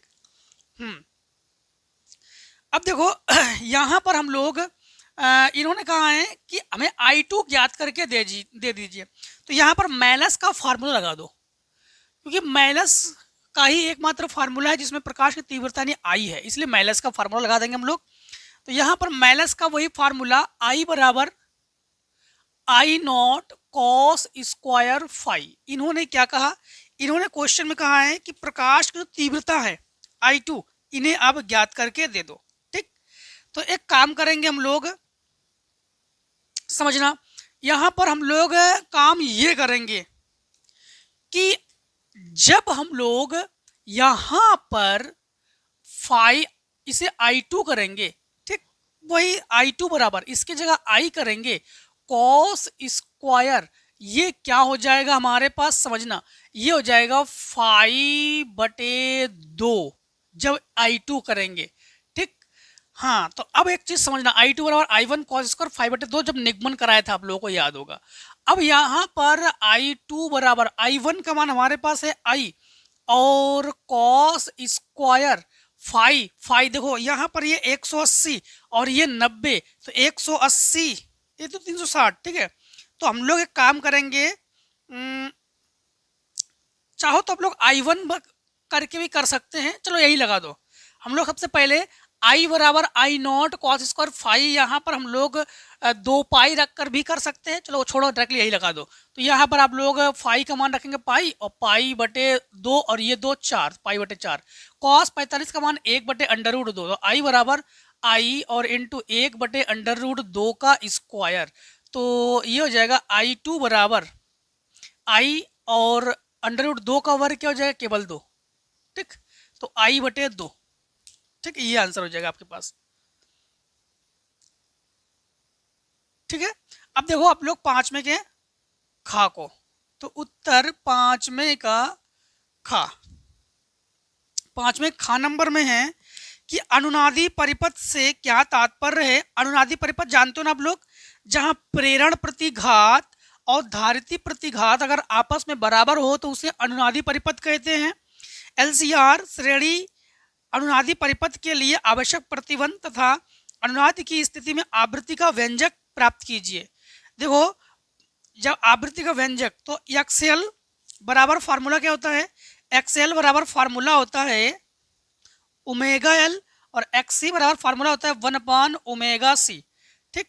यहाँ पर हम लोग क्या करेंगे कि इसके जगह लिखेंगे ओमेगा L और 1/ओमेगा C, ओमेगा गुणा में पहुंचा दो, तो ओमेगा स्क्वायर L बराबर 1/C, L को बटे में ले आओ, तो ओमेगा स्क्वायर बराबर 1/LC, इसको हटाओ रूट चढ़ाओ, तो ओमेगा बराबर 1/√में में LC। अब ओमेगा बराबर हम लोग फार्मूला जानते हैं, ओमेगा बराबर ये होता है 2πf, ठीक, तो यहाँ पर 2πf बराबर 1/√LC, 2π को बटे में ले आओ, तो f बराबर 1/2π में LC, ये आंसर हो गया, ठीक है।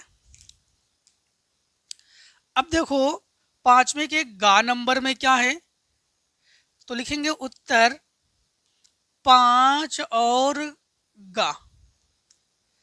5वें के घा नंबर में है, गा नहीं, खा का अथवा है, तो खा ही करो यहाँ पर और अथवा कर लो, ठीक। 5 के खा में अथवा में है कि दिए गए LCR परिपथ में प्रदर्शित है प्रत्येक धारा के स्रोत वोल्टता V बराबर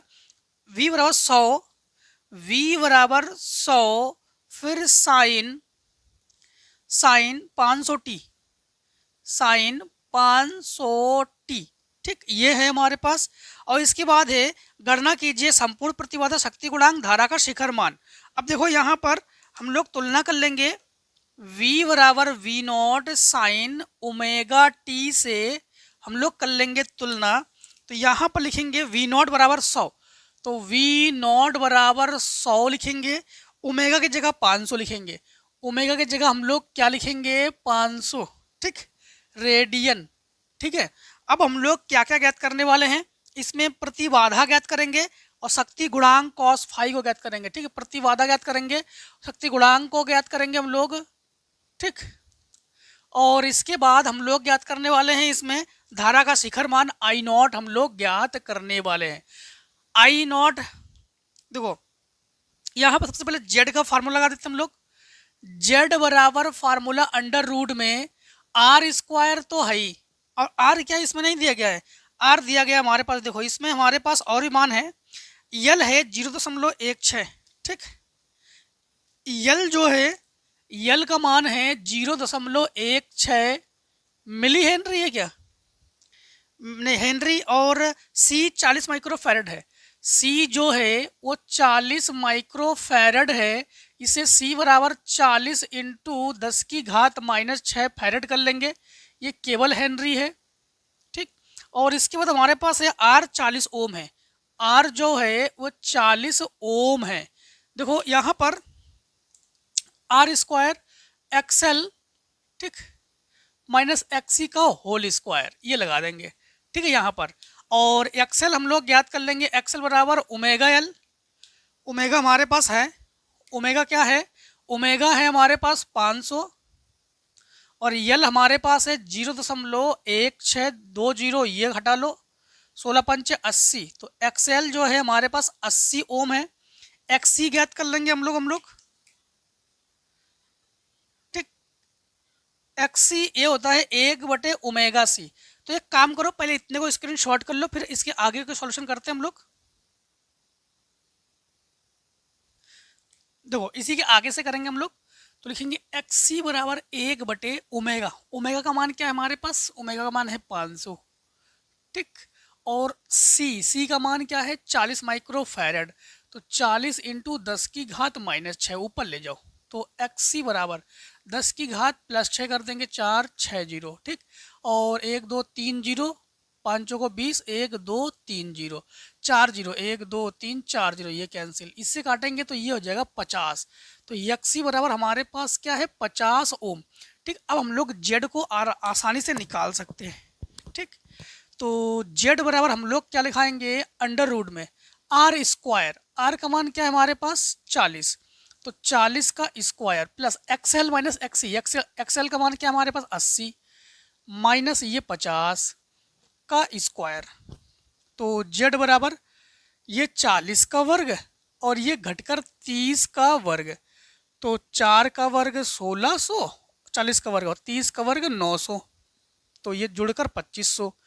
Z बराबर ये हो जाएगा 2500, ये 5 का वर्ग है, ये 10 का वर्ग है 50, तो Z बराबर ये हमारे पास आ गया 50 ओम, ठीक। तो Z बराबर हमारे पास क्या है 50 ओम। क्या इसमें आपके आंसर में आंसर है, एक बार चेक कर ले, 5 में का खा का अथवा, ठीक। तो 5 में खा का अथवा 50 ओम, ठीक है, ठीक है। अब देखो हम लोग ज्ञात करेंगे cos फाई, ठीक। तो cos फाई ज्ञात करेंगे, cos फाई ये फार्मूला होता है R/Z, ठीक है। तो cos फाई बराबर R का मान हमारे पास क्या है 40 है, 40 है, और Z का मान हमारे पास है 50, 1 0 से 1 0 कैंसिल, तो cos फाई बराबर 4/5। देख लेते हैं आंसर आपके इसमें cos इनवर्स में है कि केवल cos के बराबर है। चलो यही दिया गया 4/5 ही, cos इनवर्स वगैरह नहीं है, मतलब इधर अगर इनवर्स इधर ले जाओगे तो इनवर्स भी चढ़ा सकते हो, ठीक है। तो वो कलांतर के लिए है। फिर अब देखो इन्होंने पूछ दिया हमसे I0, ठीक। इन्होंने हमसे पूछा है कि भाई I0 को ज्ञात करके दे दो। अब ओम के नियम के मुताबिक हम लोग जानते हैं कि I बराबर V/R होता है, ठीक। I बराबर क्या होता है V/R, तो ये हो जाएगा I0 ज्ञात करेंगे, I0 बराबर V0/Z। तो यहाँ पर I0 बराबर V0 का मान हमारे पास क्या है 100 है, और Z का मान हमारे पास 50 है, 50 दूनी 100, तो I0 जो है ये कितने एम्पियर पर है, 2 एम्पियर पर है। क्लियर। 5 में का जो ये खाकथवा है ये भी क्लियर। अब देखो 5 में का गा, चलो 5 में गा नंबर में कुछ निगमन वगैरह है, इतने को स्क्रीनशॉट कर लो आप लोग। चलिए अब देखिए 5 में के गा नंबर को हम लोग करेंगे, तो लिखेंगे उत्तर 5 और गा। दो 5 के गा नंबर में क्वेश्चन में है दी ब्रोगली तरंगदैर्घ्य लेमडा तथा गतिमान कण के संवेग p के बीच ग्राफ बनाइए। सबसे पहली बात तो है जब तक आपको फार्मूला ना पता हो तब तक ग्राफ नहीं बना पाओगे। तो ग्राफ बनाने के लिए फार्मूला आपको ज्ञात होनी चाहिए। लेमडा बराबर क्या होता है h/p, ठीक। h क्या है प्लांक नेतांक। जब हम लोग किसी प्लांक नेतांक को उठाएंगे तो हम लोग यहाँ पर अनुक्रमानुपाती या व्युत्क्रमानुपाती लेंगे, तो लेमडा व्युत्क्रमानुपाती 1/p, यानी जो कुछ लेमडा में करोगे p में उल्टा होगा, जो p में करोगे वो लेमडा में उल्टा होगा। उल्टा का मतलब जानते हो, इसमें अगर हम लोग मान लो जैसे ग्राफ में बताते हैं आपको, ग्राफ दो प्रकार से बनाते हैं। देखो, एक ये वृद्धि के लिए, एक ये कमी के लिए। ठीक, ये वृद्धि के लिए, ये कमी के लिए। अब समझना, यहां पर हम लोग जब ग्राफ बनाएंगे तो लेमडा ये तरंग दैर्घ्य, ठीक, और ये कण का संवेग, ये इसकी वृद्धि के लिए। जब हम लोग तरंग दैर्घ्य को बढ़ाएंगे तो संवेग कम होगा, संवेग को बढ़ाएंगे तरंग दैर्घ्य कम होगा, मतलब ये यू बनाएंगे हम लोग, समझिए, ग्राफ को यू बनाएंगे। ये उल्टा के लिए, व्युत्क्रम के लिए। ठीक है, अब देखो यहां पर क्वेश्चन में 5 के गा नंबर में ही है कि एक प्रोटॉन तथा अल्फा कण समान विभवांतर से त्वरित किए गए हैं। समान विभवांतर से अल्फा कण और मतलब अल्फा कण और प्रोटॉन दोनों के विभवांतर बराबर है। उनके द्विब्रॉगली तरंगदैर्घ्य के अनुपात की गणना कीजिए। द्विब्रॉगली तरंगदैर्घ्य के अनुपात की गणना हम लोग करेंगे। सबसे पहली बात तो यह समझना कि आप लोग इस फार्मूले से अभी परिचित हो चुके हो कि लेमडा बराबर एच बटे पी। अब हम लोग एक फार्मूला और ध्यान रखना कि जहां पी जो है ये संवेग है, पी को लिख सकते हैं द्रव्यमान इनटू वेग यानी mv। और यहाँ पर अगर हम लोग गतिज ऊर्जा के पदों में लिखेंगे तो गतिज ऊर्जा के बराबर 1/2 mv², इसे गुणा में पहुंचा दो तो 2 के बराबर mv², दोनों पक्षों में m से गुणा कर लो तो लिखोगे 2m के बराबर mv का होल स्क्वायर। mv की जगह हम लोग क्या लिख सकते हैं, p लिख सकते हैं। तो p का स्क्वायर बराबर 2m के, स्क्वायर हटाओ रूट चढ़ाओ तो अंडर रूट 2m के। ठीक, इसे डाल दो समीकरण 1। अब लिखो समीकरण किसमें, 1 में। ठीक, मान रख दो तो लेमडा बराबर हम लोग रखेंगे h बटे अंडर रूट में 2m के। क्लियर, ये तो समझे हम लोग। इन्होंने कहा है कि समझना, इन्होंने कहा है कि एक प्रोटॉन था अल्फा कण समान विभवांतर से त्वरित किए गए हैं, समान विभवांतर से त्वरित किए गए हैं। अच्छा, यहाँ पर एक चीज आप लोग ध्यान रखना कि अब हम लोग अल्फा कण पर 2 आवेश होता है ना, और प्रोटॉन पर 1 आवेश, तो फिर हम लोग इसको आवेश के पदों में व्यक्त करेंगे। ठीक, तो हम लोग इसे जो है किसके पदों में व्यक्त कर लेंगे, आवेश के पदों में। तो सबसे पहले एक काम करते हैं, इसे करते हैं लेमडा 1 बराबर h बटे अंडर रूट 2m1 के। अब ध्यान रखना कि इन्होंने कहा है कि अल्फा कण और प्रोटॉन, अल्फा कण और प्रोटॉन, ठीक, तो हम लोग एक काम करते हैं,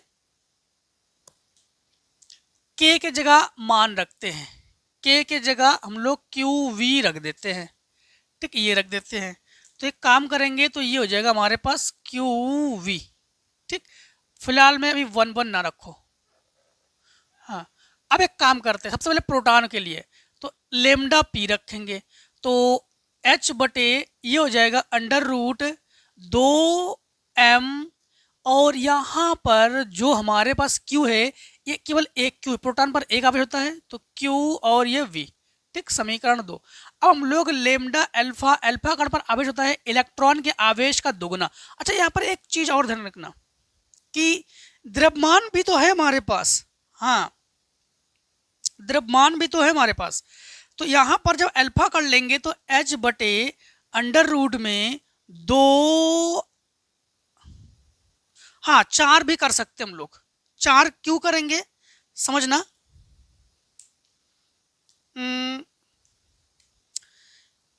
4m और Q जो है ना, ये अल्फा कण पर 2 आवेश होता है तो ये हो जाएगा हमारे पास Q और V। समीकरण 2, दोनों में अनुपात ज्ञात करेंगे तो अनुपात को हमेशा बटे में करते हैं। ठीक, तो समीकरण 1 और 2 में भाग कर दो तो लिखेंगे लेमडा पी बटे लेमडा अल्फा बराबर h बटे अंडर रूट में 2m/v इंटू इसके ऊपर लिखोगे अंडर रूट में 4m/v बटे h, h से h कैंसिल, m/v से m/v कैंसिल। अब एक एक चीज़ यहाँ पर हम लोगों ने m को m में तो परिवर्तन ही नहीं किया हम लोगों ने, ठीक। m में परिवर्तन करेंगे, अल्फा कण पर जो m है इसमें परिवर्तन करेंगे। जो m अल्फा है ये 2m के बराबर है, फिर तो ये हो जाएगा 2m के जब बराबर लेंगे तो 4 दूनी 8 कर लेंगे यहाँ पर, ठीक। नहीं 4m, तो 2m इसके, 2 दूनी 4, 4 चौको 16, ठीक है। ये 4m के बराबर है लगभग, लगभग क्या अप्रॉक्स यही है। तो 4m ये और q के 2, q पर 2 आवेश और ये 2, 4, 4 चौको 16, 16 लिखो यहाँ पर आप लोग 16 लिखो, 2 अट्ठे 16, ठीक। तो लिखेंगे लेमडा p बटे लेमडा अल्फा बराबर √8, जो कि 2 √2 के बराबर है। इसे गुलाम पहुंचा दो, तो लेमडा p बराबर 2 √2 लेमडा, अच्छा अनुपात क्या गुणाम पहुंचा दे, पहले देख ले। तरंग दैर्ध्यों के अनुपात की गणना कीजिए। हाँ आंसर तो दिया नहीं गया उसमें, 5वें का गा नंबर, 5वें का नहीं आंसर तो नहीं दिया गया, तो यही रख लो, ठीक ठीक। अब देखो 5वें के गा के बाद 5वें का घा नंबर, ठीक, 5वें का घा, तो उत्तर 5 और घा। 5 के घा नंबर में है, देखो 5 के घा नंबर में दो सेलों के विद्युत वाहक बल E1 तथा E2 है, E1 तथा E2 है और उनके आंतरिक प्रतिरोध R1 R2 है। इन्हें समांतर क्रम में जोड़ा गया है। सेलों के इस संयोजन के तुल्य वैद्युत वाहक बल का सूत्र प्राप्त कीजिए। तुल्य वैद्युत वाहक बल का सूत्र हम लोग प्राप्त करेंगे। पहले दो सेल ले लो, दोनों के दोनों सेल किस क्रम में है, समांतर क्रम में है, ठीक। दो सेल ले लेंगे, जैसे मान लो कि एक हम लोग यहां सेल लेते हैं, चलो पहले सेल ले लो फिर प्रतिरोध ले लेंगे, ठीक। पहले यहां पर लेते हैं एक प्रतिरोध, सॉरी E1, और यहां पर ले लो R1, ठीक। फिर यहां पर पॉइंट A, हाँ, फिर यहां पर ये यो, ठीक। यहां पर दे दो B।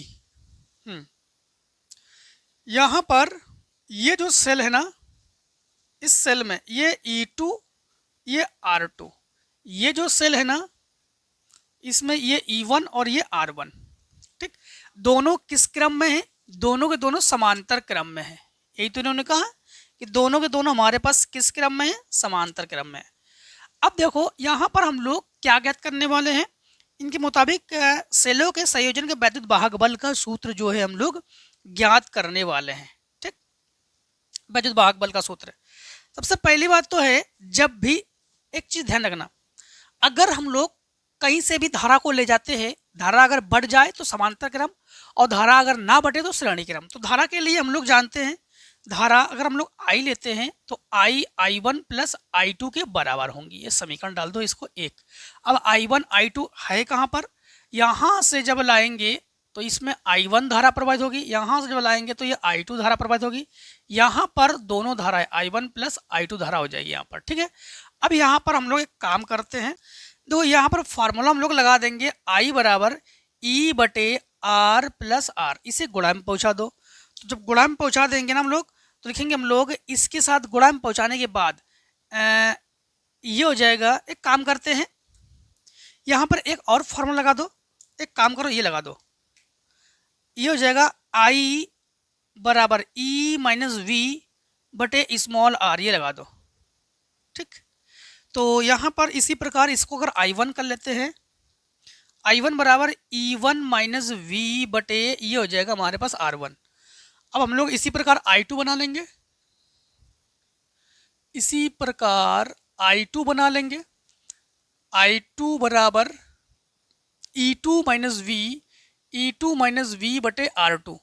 अब हम लोग कहाँ रख देंगे, समीकरण 1 में रख देंगे दोनों मान। तो लिखेंगे I बराबर, I1 की जगह रखेंगे हम लोग E1 माइनस V बटे R1 और प्लस E2 माइनस V बटे R2। ठीक। अब एक काम करते हैं कि इसमें से जो है ना इसको भिन्न करके हल कर लेते हैं। तो I बराबर इसके साथ गुणा करेंगे तो E1 R1 माइनस इसके साथ गुणा करेंगे V R2 प्लस इसके साथ गुणा करेंगे E2 R1, यहाँ पर R2। ठीक। E2 R1 minus V R1 बटे R1 R2। अब इसमें से एक काम करेंगे, I बराबर V वाले को एक जगह कर लो तो E1 R2 plus E2 R1 बटे R1 R2 और इसमें से माइनस हम लोग V ले लेंगे कॉमन। जब V कॉमन लेंगे तो ये हो जाएगा R1 प्लस R2 बटे R1 R2। ठीक। अब हम लोग एक काम करेंगे, E तुल्य के लिए हमारे पास क्या आ जाएगा, तो जो E तुल्य है ना, हम लोग एक काम करेंगे वही I बराबर E माइनस वी आर से तुलना कर लेंगे। ठीक है, I बराबर E माइनस वी आर से तुलना कर लेंगे। यहाँ पर I बराबर E माइनस वी आर से तुलना कर लेंगे। ठीक। तो यहाँ पर E तुल्य जो है, E तुल्य जो है वो किसके बराबर है, ये तो ये है E1 R2 plus E2 R1 बटे R1 R2। ये तो विद्युत वाहक बल के लिए है। अब हम लोग R तुल्य अगर निकालना चाहें तो R तुल्य जो है ये है हमारे पास R1 प्लस R2 बटे R1 R2। ठीक, ये आ जाएगा हमारे पास। क्वेश्चन में और कुछ कहा है क्या, इसमें देखो लो जरा। ठीक है, चलो इतने को स्क्रीनशॉट कर लो आप लोग। चलिए अब जो है हम लोग 5 के इंग्यान नंबर को करते हैं। तो लिखेंगे उत्तर 5 और इंग्यान नंबर में है, एक समान वैद्युत चुंबकीय क्षेत्रों में किसी गतिमान आवेशित कण पर कार्य करने वाले बल के सूत्र को वेक्टर रूप में लिखिए। अच्छा, बल के सूत्र को हम लोग किस रूप में लिखेंगे, वेक्टर रूप में लिखेंगे। जैसे मान लो कि आपके पास ये हम लोग क्या करेंगे, 3 अक्ष जानते हैं, ये जेड अक्ष है, ये वाई अक्ष है और ये एक्स अक्ष है। कोई कण जो है मान लिया कि v वेग से जो है ये चुंबकीय क्षेत्र के लिए है और ये वैद्युत क्षेत्र के लिए ले लिया हमने। हाँ, तो कोई कण जो है v वेग से गतिमान है, क्या वेग से गतिमान है, v वेग से गतिमान है और आवेश जो कण है वो q है, आवेश जो है वो q है। ठीक है, अब एक चीज यहां पर समझना, इन्होंने कहा है कि आवेश तो q है और इसके बाद केवल वेक्टर रूप में इसको हम लोग दिखाएंगे। किस रूप में दिखाएंगे, वेक्टर रूप में दिखाएंगे। अब एक चीज ध्यान रखना कि जैसे मान लो ये जो v है, v वेग से गतिमान आवेश है, ये आवेश v वेग से गतिमान है। इस आवेश पर जो लगने वाला बल है ना, ये बल ये किसके अनुक्रमानुपाती है, आवेश q के अनुक्रमानुपाती है। यही बल जो है वेग v के भी क्या है, अनुक्रमानुपाती है। यही बल जो है हमारे पास, यही बल जो है बी वेक्टर के भी अनुक्रमानुपाती है। यही बल जो है हम लोग जानते हैं कि जब हमारे पास जैसे ये बी वेग से गतिमान है तो यहाँ पर कोण थीटा लेंगे और ये थीटा कोण है तो फिर ये कॉस थीटा के लिए है, थीटा की दिशा में हम लोग कॉस थीटा लेते हैं। तो ये जो वेग है ये हमारे पास कॉस थीटा है और ऊपर के लिए ये साइन थीटा है ना। तो यहाँ पर हम लोग क्या लेंगे, किसके समानुपाती है, साइन थीटा के समानुपाती है। इन्हें हम लोग मिला देंगे तो ये हो जाएगा एफ अनुक्रमानुपाती Q V B sine theta, है ना। अब जब भी अनुक्रमानुपाती हटाते हैं तो एक नियतांक लिखते हैं। तो यह बराबर के Q V B sine theta. के नेतांक है तो के का मान ले लेंगे 1, तो यह बराबर हमारे पास क्या है, Q V B sine theta. इसे हम लोग सदिश रूप में लिखेंगे। किस रूप में लिखेंगे, सदिश रूप यानी वेक्टर रूप। ठीक, जब वेक्टर मूल्य रूप में लिखेंगे तो यह बल जो है एक सदिश राशि है, क्यू एक अदिश राशि है, और जो v है ये सदिश राशि है, तो v vector cross b vector. जब हम लोग साइन थीटा को हटा देंगे तो यहाँ पर क्या लेंगे, क्रॉस लेंगे। ठीक, तो ये हो गया हमारे पास फार्मूला। अब जो है इसी में इन्होंने ये कहा है, इसी में इन्होंने ये कहा है कि केवल चुंबकीय क्षेत्र के लंबवत प्रवेश करने वाले पथ की त्रिज्या का सूत्र प्राप्त कीजिए। चुंबकीय क्षेत्र के लंबवत प्रवेश करने वाले, देखो जैसे चुंबकीय क्षेत्र के लंबवत है, इसके लंबवत प्रवेश करने वाले चुंबकीय क्षेत्र के लिए हम लोग त्रिज्या ज्ञात करेंगे। तो यहाँ पर लंबवत के लिए थीटा का मान क्या लेंगे, 90 अंश। तो एफ बराबर लिखेंगे क्यू वी बी साइन 90, और साइन 90 का मान होता है 1, तो क्यू वी बी समीकरण डाल दो इसको 1। अब हम लोग अभिकेंद्र का बल जानते हैं भाई, जब कोई भी पिंड गोल गोल घूम ले तो वहां पर जो बल लगता है उसे हम लोग कहते हैं अभिकेंद्र बल, और अभिकेंद्र बल F बराबर होता है mv²/r। इन दोनों को बराबर कर सकते हैं, दोनों F के ही मान हैं। तो इसे समीकरण 2 कर लो। हम लोग कहेंगे समीकरण 1 व 2 से ये दोनों ही F के मान है, इन दोनों को बराबर कर सकते हैं। mv²/r बराबर हम लोग लिखेंगे क्यू वी बी, ये भी बेग है और ये भी बेग है, काटो इसको, r को यहाँ ले जाओ, क्यू बी को यहाँ ले आओ, तो r बराबर mv/qv। बस ये r के लिए फार्मूला। ठीक, ये क्या है, r के लिए फार्मूला। अब इन्होंने ये भी कहा है लास्ट में कि कण पर कार्य करने वाले बल की दिशा के लिए क्या नियम होता है।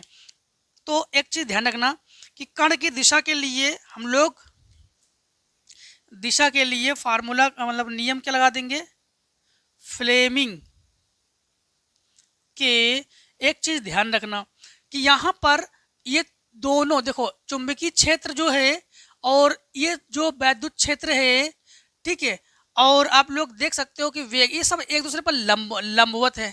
ठीक है, ये तीनों के तीनों एक दूसरे पर लंबवत है, तो हम लोग फ्लेमिंग के क्या लगा देंगे, बाएं हाथ का नियम। क्या लगा देंगे, बाएं हाथ का नियम। फ्लेमिंग के बाएं हाथ का नियम क्या है, फ्लेमिंग के बाएं हाथ के नियम के अनुसार पांच बाल अंगूठा और उसके पास वाले दोनों उंगलियों को इस प्रकार फैलाते हैं कि तीनों एक दूसरे पर लंब हो। यहाँ पर भी तीनों एक दूसरे पर लंब है, देखो यूं तीनों एक दूसरे पर लंब है। ठीक, चुंबकीय क्षेत्र, ठीक है, और ये जो वेग है, वेग की दिशा। ठीक, और हम लोग कहेंगे Q V B, Q V है, ये क्यू है ये, और ये वी है और ये वी है। हाँ, तो तीनों एक दूसरे पर लंब है, तो जब लंबवत होना तो वहाँ पर हम लोग फ्लेमिंग के बाएं हाथ का नियम का प्रयोग करते हैं। ठीक, तो और तो कुछ पूछा नहीं इन्होंने। इसके बाद क्वेश्चन नंबर 6। ठीक, क्वेश्चन नंबर 6 में है कि वैद्युत द्विध्रुव की निरक्षीय रेखा पर वैद्युत क्षेत्र की तीव्रता का सूत्र प्राप्त कीजिए। ठीक, और देखो वैद्युत द्विध्रुव की निरक्षीय स्थिति और अच्छी स्थिति दोनों ही आपको करा चुके हैं, है ना, निरक्षीय स्थिति और अच्छी स्थिति दोनों करा चुके हैं। इसके बाद देखो क्वेश्चन नंबर 6 का अथवा भी आपको करा चुके हैं। समांतर प्लेट संधारित्र की धारिता का सूत्र जबकि प्लेटों के बीच आंशिक रूप से पट्टिका हो, देखो ये तो हम कल के सेट में करा चुके हैं। ठीक है, सेट 5 में क्वेश्चन नंबर 6 के अथवा में ही आपको करा चुके हैं ये क्वेश्चन। इसके बाद दो क्वेश्चन नंबर 7 जो है, अग्रदिशिक पीएन संधि डायोड की क्रिया विधि चित्र बनाकर समझाइए। पीएन संधि अग्रदिशिक और पश्चदिशिक में क्या अंतर है। अगर हम लोग जैसे पीएन संधि डायोड हो, पी को अगर प्लस से जोड़ दो बैटरी के, एन को माइनस से जोड़ दो तो उसे अग्रदिशिक कहते हैं। अगर पी को माइनस से जोड़ दो और एन को प्लस से जोड़ दो उसे पश्चदिशिक बायस कहते हैं ना। चित्र बनाकर समझाइए और वी आई आरक्षणिक ग्राफ बनाकर गत्यात्मक प्रतिरोध को भी आप लोग परिभाषित कीजिए। ठीक, ग्राफ बनाकर, ग्राफ तो आप लोग यूं बना लोगे, आप लोग जानते हो ना, इसमें एकदम से धारा बढ़ती है यूं। ठीक, शुरुआत में धीरे धीरे एकदम से धारा बढ़ती है। ठीक है, अब वही कम वाले कंडीशन में है कि धीरे धीरे यहाँ पे लगा दो, धीरे धीरे धारा एकदम से कम होती है इसमें। वही तो ये तो आप लोग कई सेटों में करा चुके हैं, हर एक सेट में पीएन संधि पूछ ही रहे हैं, हर एक सेट में कंटिन्यूस सेट 5 तक हम आपको बता चुके हैं। देखो इसके बाद इन्होंने क्वेश्चन नंबर इसमें कहा है, हाँ इसी में गत्यात्मक प्रतिरोध। देखो गत्यात्मक प्रतिरोध को परिभाषित कीजिए।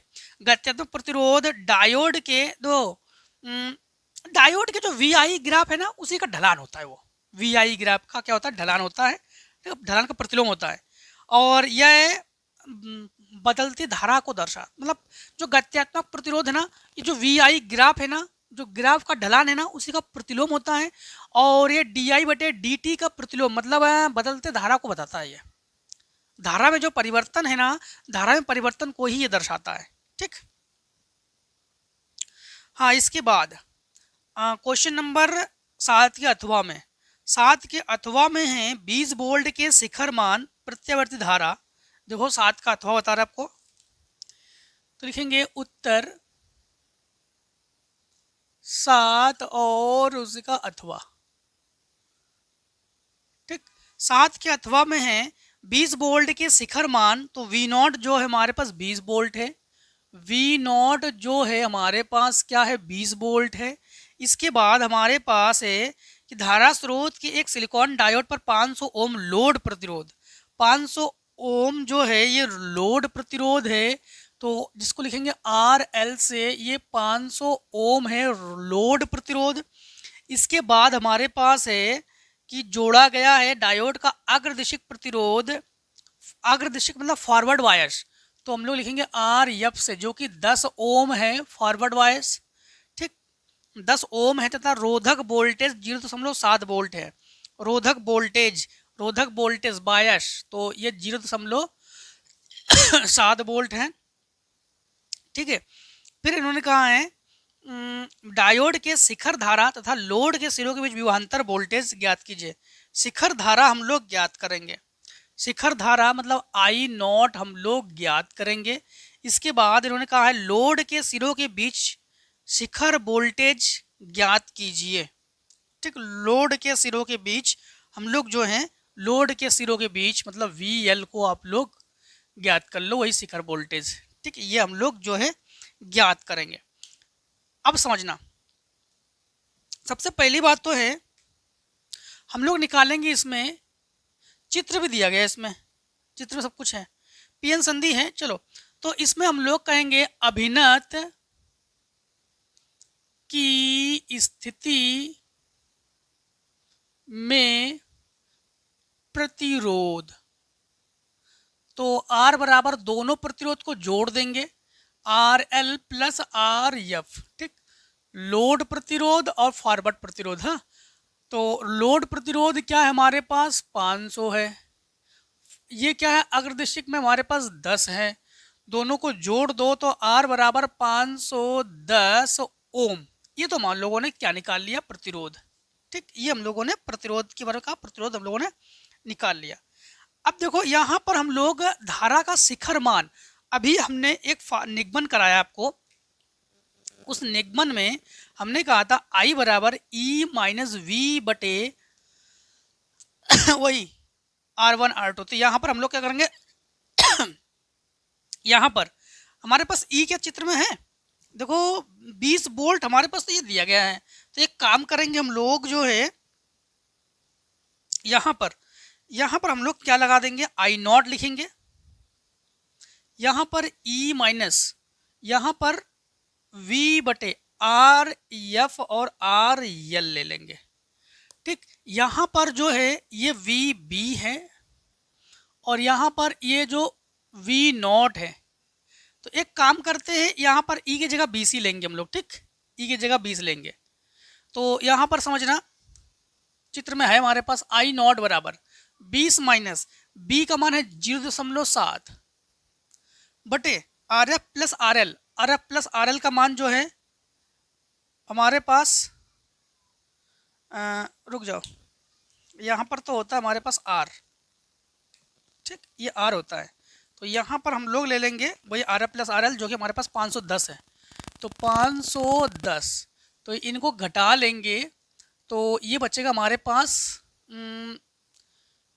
दो 20.0 से 0.7 घटाएंगे, यहाँ से एक लेंगे 10 से 3 19, 19.3, तो 19.3 बटे 510। तो इसमें हम लोग भाग कर लेते हैं कैलकुलेटर से। ठीक, भाग कर लेंगे कैलकुलेटर से।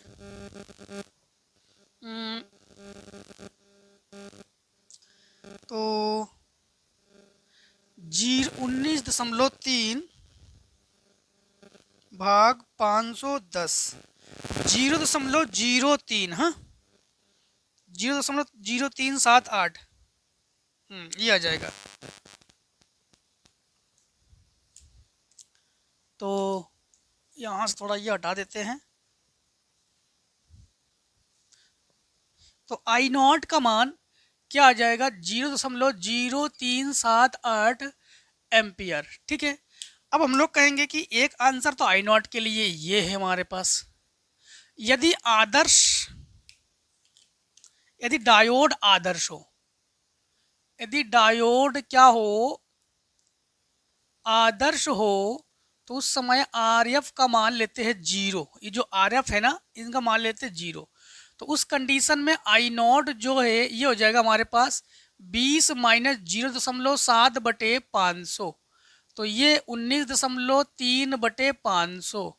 तो आई नॉट का मान अब की बार क्या आ जाएगा अगर हम लोग ऐसा करते हैं तो? ठीक, 500 कर लेंगे तो 500 0.0386, तो 0.0386 एम्पियर। ठीक है, ये आ जाएगा आई नॉट का मान,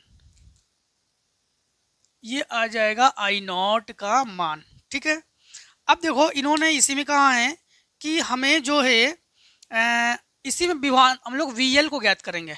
ठीक, वी एल को ज्ञात करेंगे, ओम का नियम लगा देंगे हम लोग।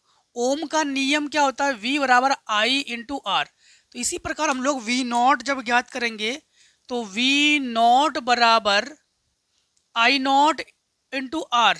ठीक, तो वी नॉट बराबर आई नॉट का मान हमारे पास क्या है? दो मान है, एक है 0.0378 इंटू आर। आर का मान है कहाँ पर? आर का मान जो है दो मान है हमारे पास, ये है 510, ये ले लो 510 गुणा कर लेंगे तो V नॉट बराबर हमारे पास जब गुणा कर लेंगे, ठीक, तो 0.0378 इंटू 510 19.27। ठीक, तो 19.27 वोल्ट। फिर ज्ञात करेंगे हम लोग वी नॉट एक बार और, वी नॉट फिर इससे ज्ञात करेंगे। वी नॉट बराबर 0.0386 इंटू 510, फिर इससे गुणा करके चेक कर लेते हैं, हमारे पास दो दो हो जाएंगे ना मन। तो 0.0378 इंटू 510 19.68। ठीक, तो 19.68, तो V नॉट बराबर 19.68 वोल्ट। ठीक है, तो ये आंसर। ठीक, चलिए अब देखिए, अब लोग क्वेश्चन नंबर 8 को, चलो इतने को स्क्रीनशॉट करो, फिर 8 नंबर को करते हैं हम लोग। चलिए अब हम लोग क्वेश्चन नंबर करते हैं 8 को। ठीक, क्वेश्चन नंबर 8 तो लिखेंगे उत्तर 8।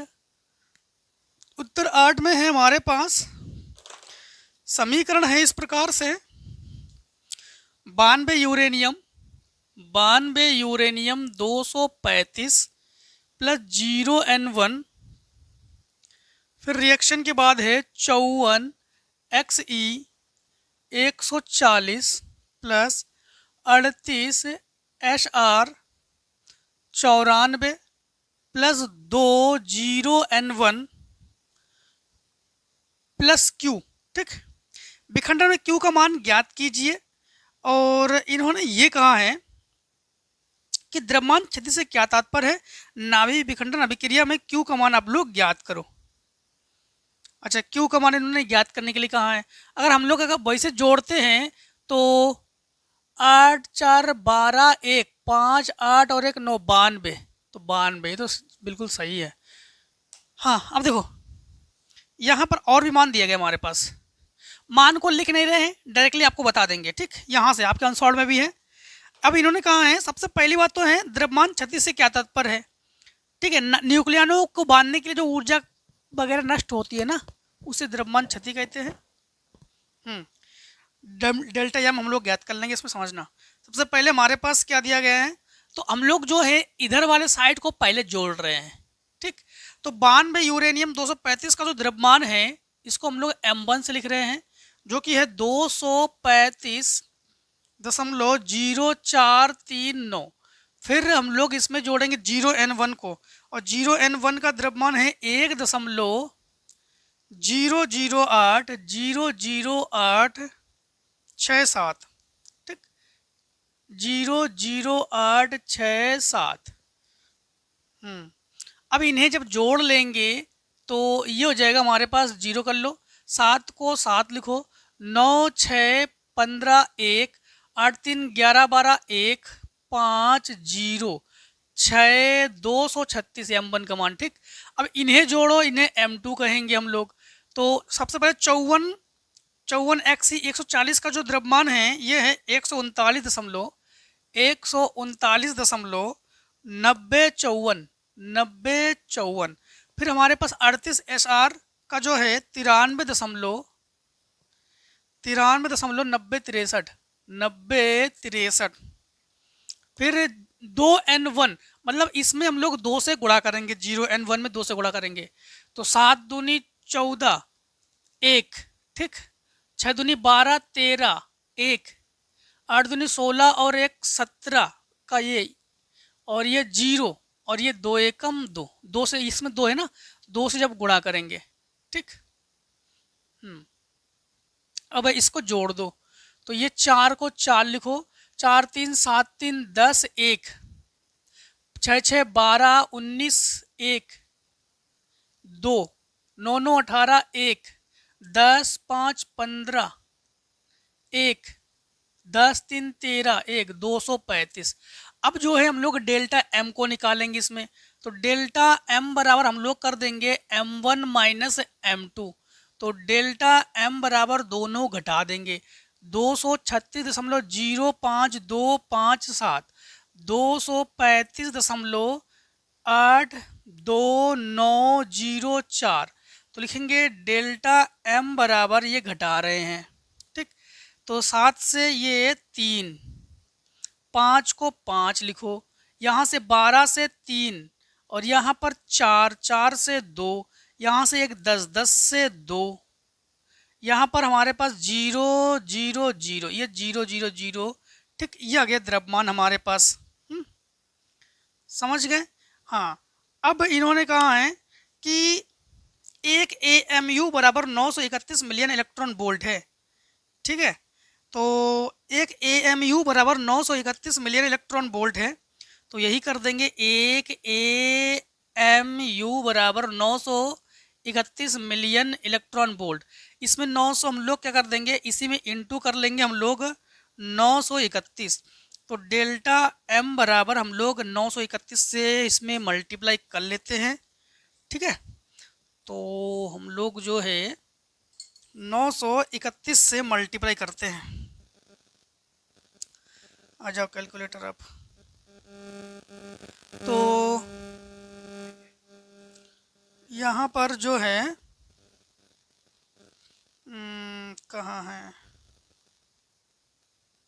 ठीक, 0.22353 इंटू 931, 208.10, ठीक, तो वही लगभग 208 तो लगभग हम लोग कहेंगे 208 मिलियन इलेक्ट्रॉन वोल्ट। ये लगभग में, दशमलव नहीं लिया हमने। हाँ, ठीक, बस यही आंसर हो गया हमारे पास। यही आंसर। हाँ, अब देखो आप लोग क्वेश्चन नंबर 8 का अथवा, तो करेंगे उत्तर 8 और उसका अथवा करने जा रहे हैं। ठीक है, 8 के अथवा में है हाइड्रोजन परमाणु के लिए ऊर्जा स्तर आरेख बनाइए। हाइड्रोजन परमाणु के लिए ऊर्जा स्तर आरेख बनाइए। देखो हाइड्रोजन परमाणु के लिए ऊर्जा स्तर आरेख जो है, हम लोग टोटल 5 श्रेणी लेंगे। n बराबर 1 पर हम लोग कहेंगे ये लाइमन श्रेणी, फिर n बराबर 2 ले लेंगे, n बराबर 2 पर लाइमर के बाद बामर श्रेणी, फिर n बराबर हम लोग क्या लेंगे 3 ले लेंगे पास्टन श्रेणी, n बराबर हम लोग 4 ले लेंगे ब्रैकेट श्रेणी, n बराबर 5 लेंगे, लाइन टेढ़ी हो रही है लेकिन आप लोग सीधी बना लेना 5। इसके बाद हम लोग और भी रेखाएं ले सकते हैं, इसे डॉट डॉट डॉट डॉट हम लोग कहाँ तक ले सकते हैं, इन्फिनिटिव तक ले सकते हैं। ठीक है, अब एक चीज समझना, अगर देखो ये जो n बराबर 1 है ये लाइमन श्रेणी है, लाइमन श्रेणी से इलेक्ट्रॉन कहाँ से कहाँ तक संक्रमण कर सकता है, इलेक्ट्रॉन सबसे ऊपरी वाले कक्षा से यहाँ पर संक्रमण कर सकता है, इलेक्ट्रॉन इससे भी यहाँ पर संक्रमण कर सकता है, इलेक्ट्रॉन इस कक्षा से भी संक्रमण कर सकता है, इलेक्ट्रॉन इस कक्षा से भी संक्रमण कर सकता है, इस कक्षा से भी संक्रमण कर सकता है और इस कक्षा से भी संक्रमण कर सकता है। इसे कहते हैं हम लोग लाइमन श्रेणी। क्या कहते हैं हम लोग, लाइमन श्रेणी। अब इसके बाद यहाँ पर, अब देखो यहाँ पर इलेक्ट्रॉन सबसे ऊपरी वाले कक्षा से यहाँ पर भी संक्रमण कर सकता है, यहाँ पर से भी संक्रमण कर सकता है, यहाँ से भी संक्रमण कर सकता है, यहाँ से भी संक्रमण कर सकता है, यहाँ से भी संक्रमण कर सकता है। लाइमन श्रेणी, ठीक, बामर श्रेणी, लाइमर बामर, ठीक। इसके बाद अब इसमें संक्रमण करा दो, तो यहाँ से संक्रमण करा दो, यहाँ से संक्रमण करा दो, यहाँ से संक्रमण करा दो, यहाँ से संक्रमण करा दो, यहाँ से संक्रमण करा दो। लाइमन बामर पाश्चन, ये पाश्चन श्रेणी, ठीक। अब यहाँ पर संक्रमण कराने के लिए यहाँ से संक्रमण कराओ, ठीक, ठीक है, फिर यहाँ से संक्रमण कराओ, तो लाइमन बामर पाश्चन ब्रैकेट, तो ये ब्रैकेट श्रेणी। अब आ जाओ यहाँ पर संक्रमण कराओ, तो यहाँ से संक्रमण कराओ, ठीक। अब ये मत का नाम एक कक्षा से बार बार करा रहे, ये यहाँ पर ऊपर और भी कक्षा है ना, इसे कहते हैं फुंड श्रेणी। तो ये हाइड्रोजन स्पेक्ट्रम की 5 श्रेणियां हैं, ठीक है, लाइमन बामर पाश्चन ब्रैकेट और फुंड श्रेणी है।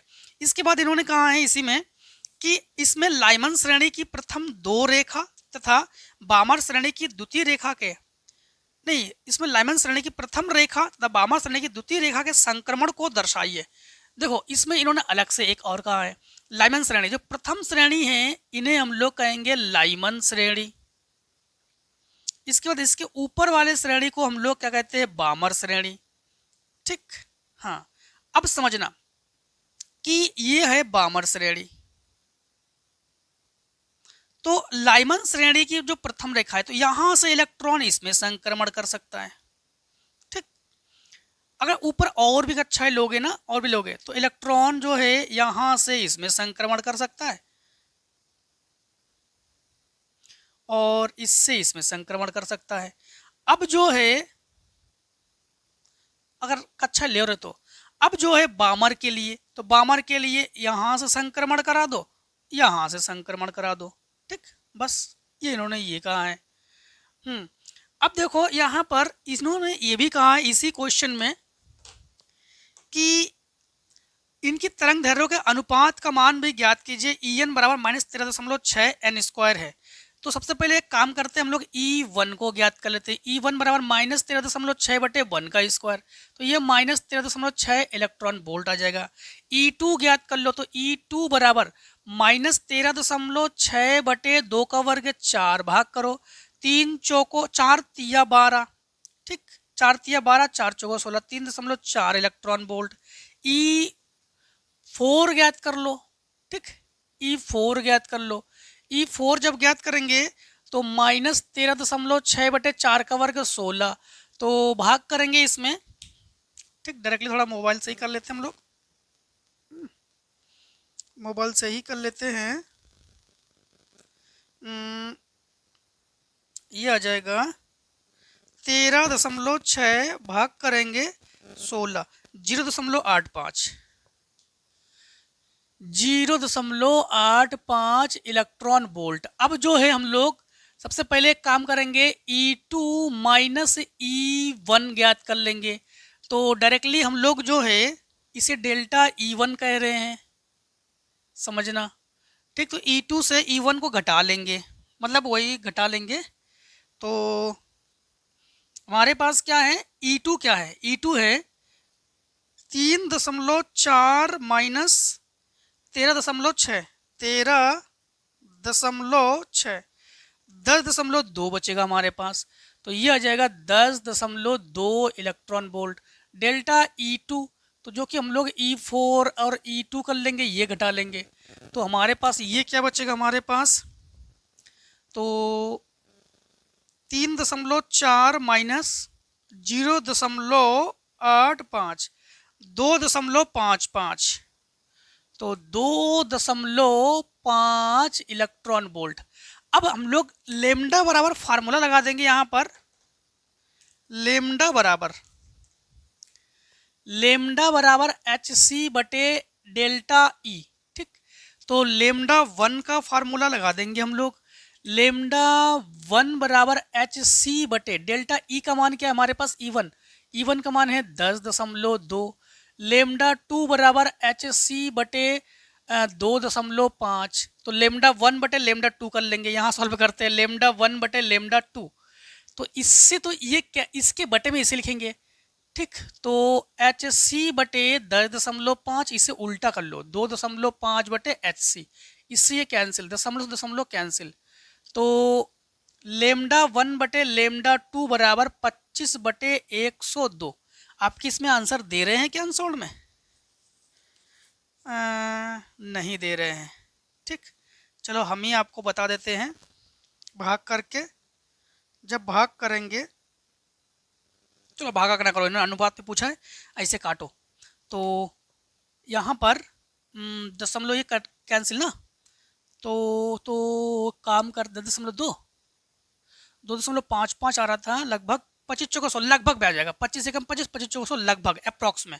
तो लेमडा 1 बटे लेमडा 2 बराबर 1/4, ये हमने लगभग में कर लिया, ठीक। वैसे पॉइंट में आ जाएगा ये, लेकिन हमने लगभग में कर लिया ये, ठीक। चलो अब इतने को आप लोग स्क्रीनशॉट कर लो, तो फिर हम लोग क्वेश्चन आगे सॉल्व करेंगे।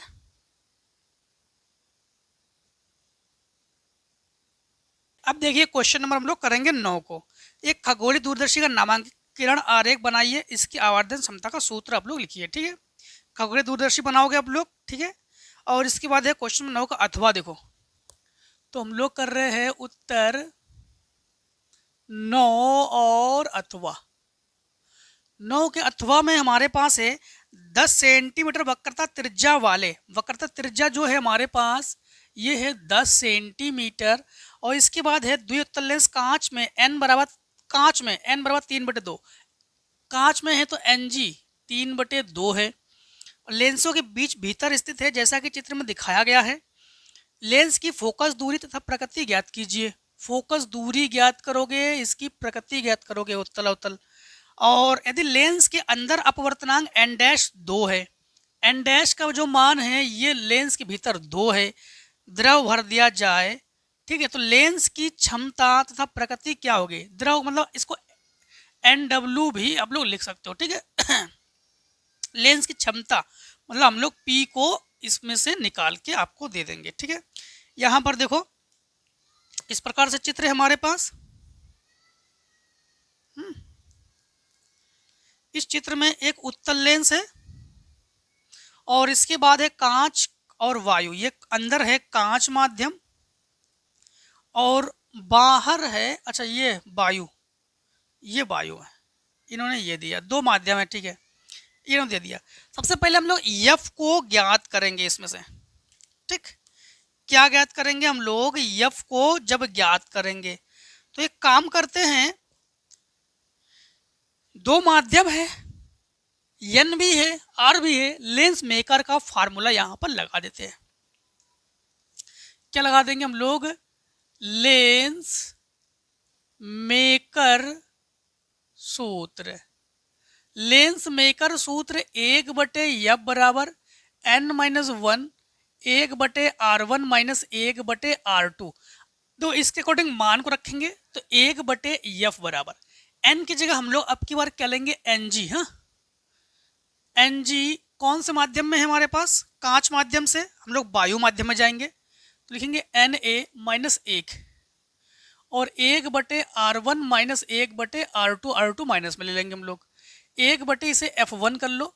Ng का मान हमारे पास है 3/2 और Na एयर के लिए 1 होता है, ठीक है, 1 होता है -1 और 1/10 माइनस 1/-10 तो 2 एकम 2 और 3 घटा लोगे तो 1/f1 बराबर 1/2 इंटू माइनस माइनस प्लस दोनों का हर बराबर है 2/10, 2 से 2 कैंसिल तो 1/f1 बराबर 1/10 अर्थात हम लोग कहेंगे कि f1 जो है ये 10 सेंटीमीटर है, प्लस में है इसलिए उत्तल लेंस कहेंगे हम लोग। ये इसकी प्रकृति क्या है? उत्तल लेंस। ठीक, अब जो है हम लोग क्या करने वाले हैं, इसी प्रकार अब की बार हम लोग कांच से वायु गए हैं, फिर वायु से यहाँ पर फिर कांच है ना, वायु से अब की बार जाएंगे कांच में फिर से। ठीक, नहीं जल में जाओगे, जल में जाओ अब। तो एक काम करते हैं फिर 1/f2 लिखेंगे। अब की बार हम लोग कांच से Ng जल में जाओ -1 तो 1/r1 माइनस 1/r2 तो 1/f2 बराबर ये 3/2 और /2 -1 और यहाँ पर तो वही करेंगे 1/r1 माइनस 1/r2 तो 1/f2 बराबर यहाँ पर 2 दूनी 4, हाँ 3/4 माइनस 1 और ये 1/10 प्लस 1/10 तो 4 एकम 4 से 1 घटा लो। अब की बार इधर आ रहा है उल्टा, इसे माइनस कर लो इसे प्लस कर लो तो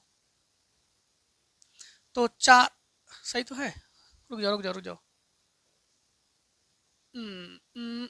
ठीक, ये प्लस इधर कुछ नहीं, इधर तो वही करेंगे माध्यम, तो हमारे पास माध्यम में कोई परिवर्तन नहीं करेंगे इधर में। तो 1/f2 बराबर 4 एकम 4 3 घटा लो -1/4 इंटू दोनों का हर बराबर है 2/10, 2 दूनी 4 तो 1/f2 बराबर -1/20 अर्थात हम लोग कहेंगे कि f2 बराबर -20 सेंटीमीटर। ठीक, ये जो है हमारे पास अवतल है, माइनस का मतलब क्या हो गया, हमारे पास क्या है, ये अवतल की भांति कार्य करेगा यहाँ।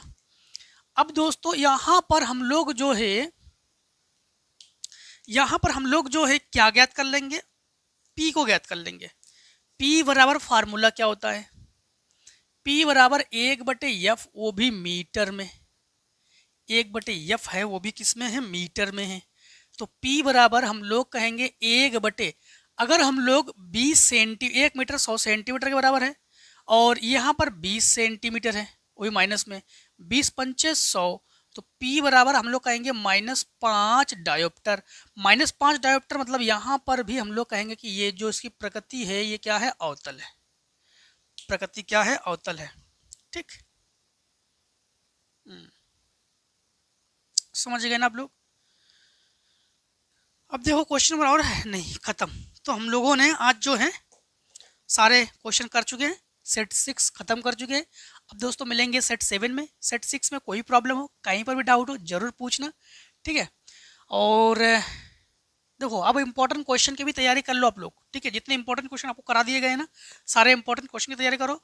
और PDF जो है आपके जो ग्रुप में है, ग्रुप में हमने सेंड कर दिया हमने, ठीक है, वहाँ पर भी देख लेना आप लोग। तो आई होप सारे क्वेश्चन आप लोग समझ गए, किसी क्वेश्चन में नहीं डाउट है। अगर डाउट फिर भी है, कमेंट सेक्शन है आपके लिए, है खुला है, ठीक है, भर दो उसको, कोई दिक्कत नहीं। मिलते दोस्तों नेक्स्ट वीडियो में। आज की वीडियो को दोस्तों यहीं पे समाप्त करते हैं। जय हिंद जय भारत। आप लोग स्वस्थ रहिए, मस्त रहिए, इस प्रकार से हर एक वीडियो हमसे मिलते जरूर रहिए। ठीक है, स्क्रीन शॉट।